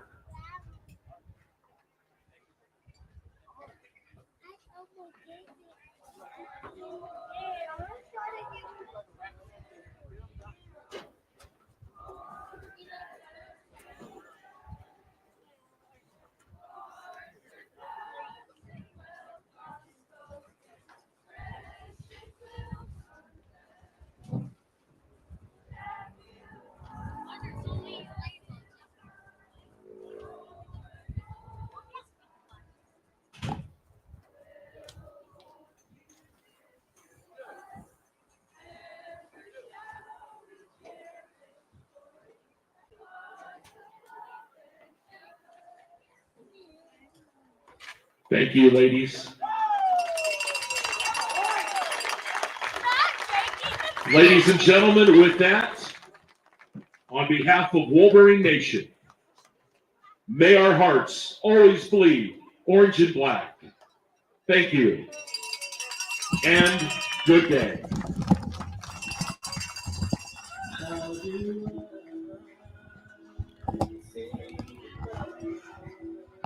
Little post-game ceremony there as Sheffield kind of comes together. Again, potentially, very likely for the final time here on Wolverine Mountain. Yeah, and it was a great speech there that Chuck Demko, PA announcer and friend of ours, gave. I told him before the game, I went over and thanked him for all of his PA announcing, covering games on the sideline there. There's oftentimes you miss a play, and I would bank on him to call out the running back or the tackler or the yard line, and he's saved me a number of times on statistically having my stats right. So I wanted to thank him for that, and I also told him, don't cry. And I think he held it together pretty well. There were a couple of times where you could hear the emotion come through, but understandable given the circumstances. And I don't think anybody thinks this is a great circumstance to be in. Certainly you don't ever want to get to a point where you feel that school closure is necessary, but unfortunately, Warren County is at that point. It's an unfortunate reality that is nationwide. It's not just Warren County or Pennsylvania. It's throughout the nation. Rural areas are having to find other ways to go about life, and that means combining schools. There's certainly areas on teams that we cover that have already done so, and whether it's fully combining their schools or for certain sports, having co-ops. And Sheffield, for instance, had a co-op that started in the mid-late 90s. So their co-op was a little unique with Abraxas, but certainly I think the people of this community understand there comes a time where you have to change things up. Yep.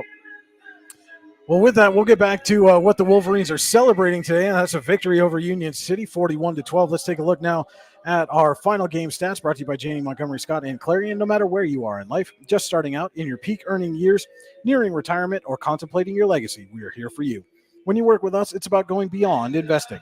It's about connecting your life and your finances. Visit them online, janieclarion.com. We'll start with Union City. 46 offensive plays, 166 total offensive yards, 22 in the air, 144 on the ground, 3.6 yards per play. They had 10 first downs, 3 fumbles, 5 penalties for 40 yards. Individually, Austin Brown had 14 carries for 18 yards. Stephen Claycamp had 20 carries for 120 yards. He also had 2 touchdowns, 7 first downs, and averaged 6 yards a carry. Austin Brown was 2 for 2 in the air with 22 yards passing, both of those in the first half, to Aiden Schumann, who had those 2 receptions for the 22 yards. On the Sheffield side, 38 offensive plays, 301 offensive yards, 43 in the air, 258 on the ground. The Wolverines averaged 7.9 yards per play, 14 first downs.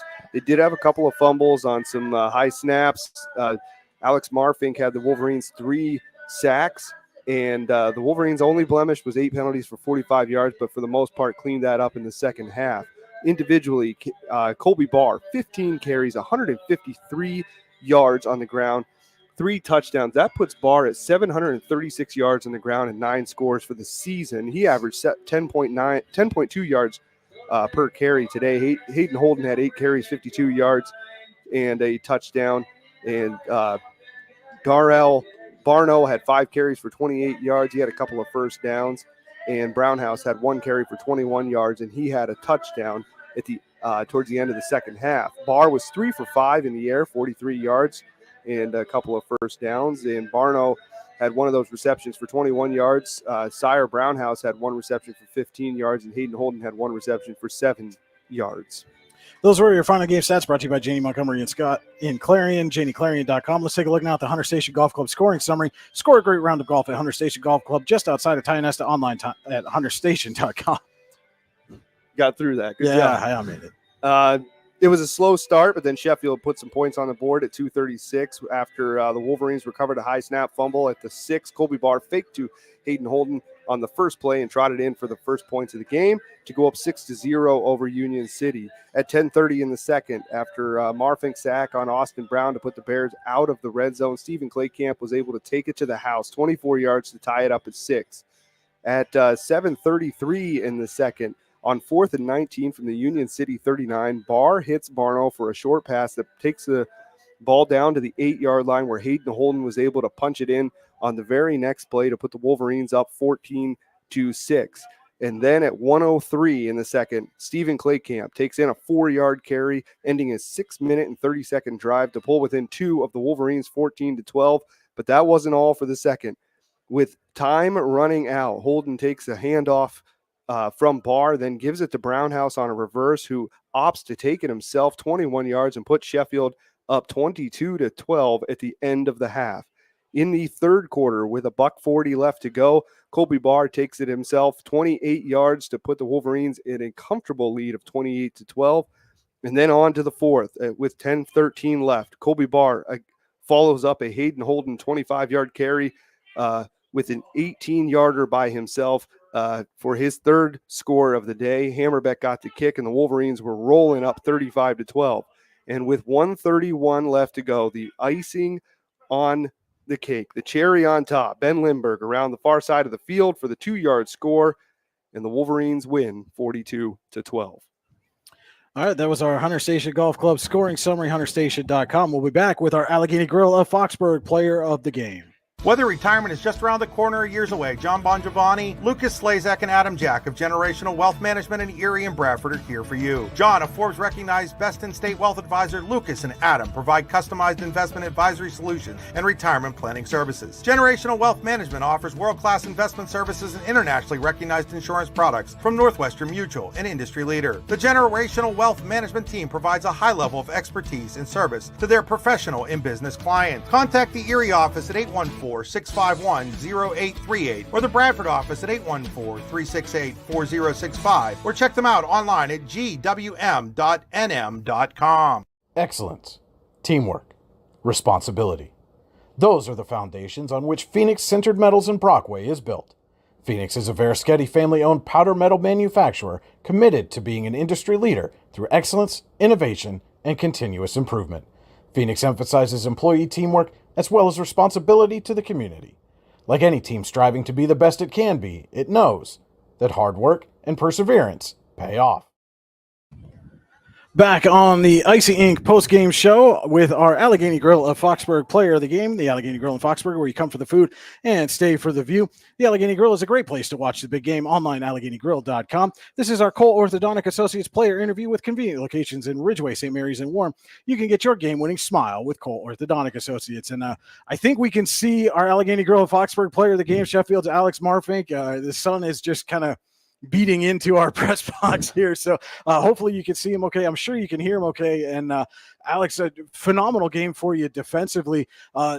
It seemed like you were in the backfield sometimes even before they got the playoff. What were you able to do up front on the defensive line that allowed you to get in the backfield and anticipate so quickly? Well, right when they got up to the ball, I saw how the center was lining up. His right shoulder was more down towards the ball, towards the ground.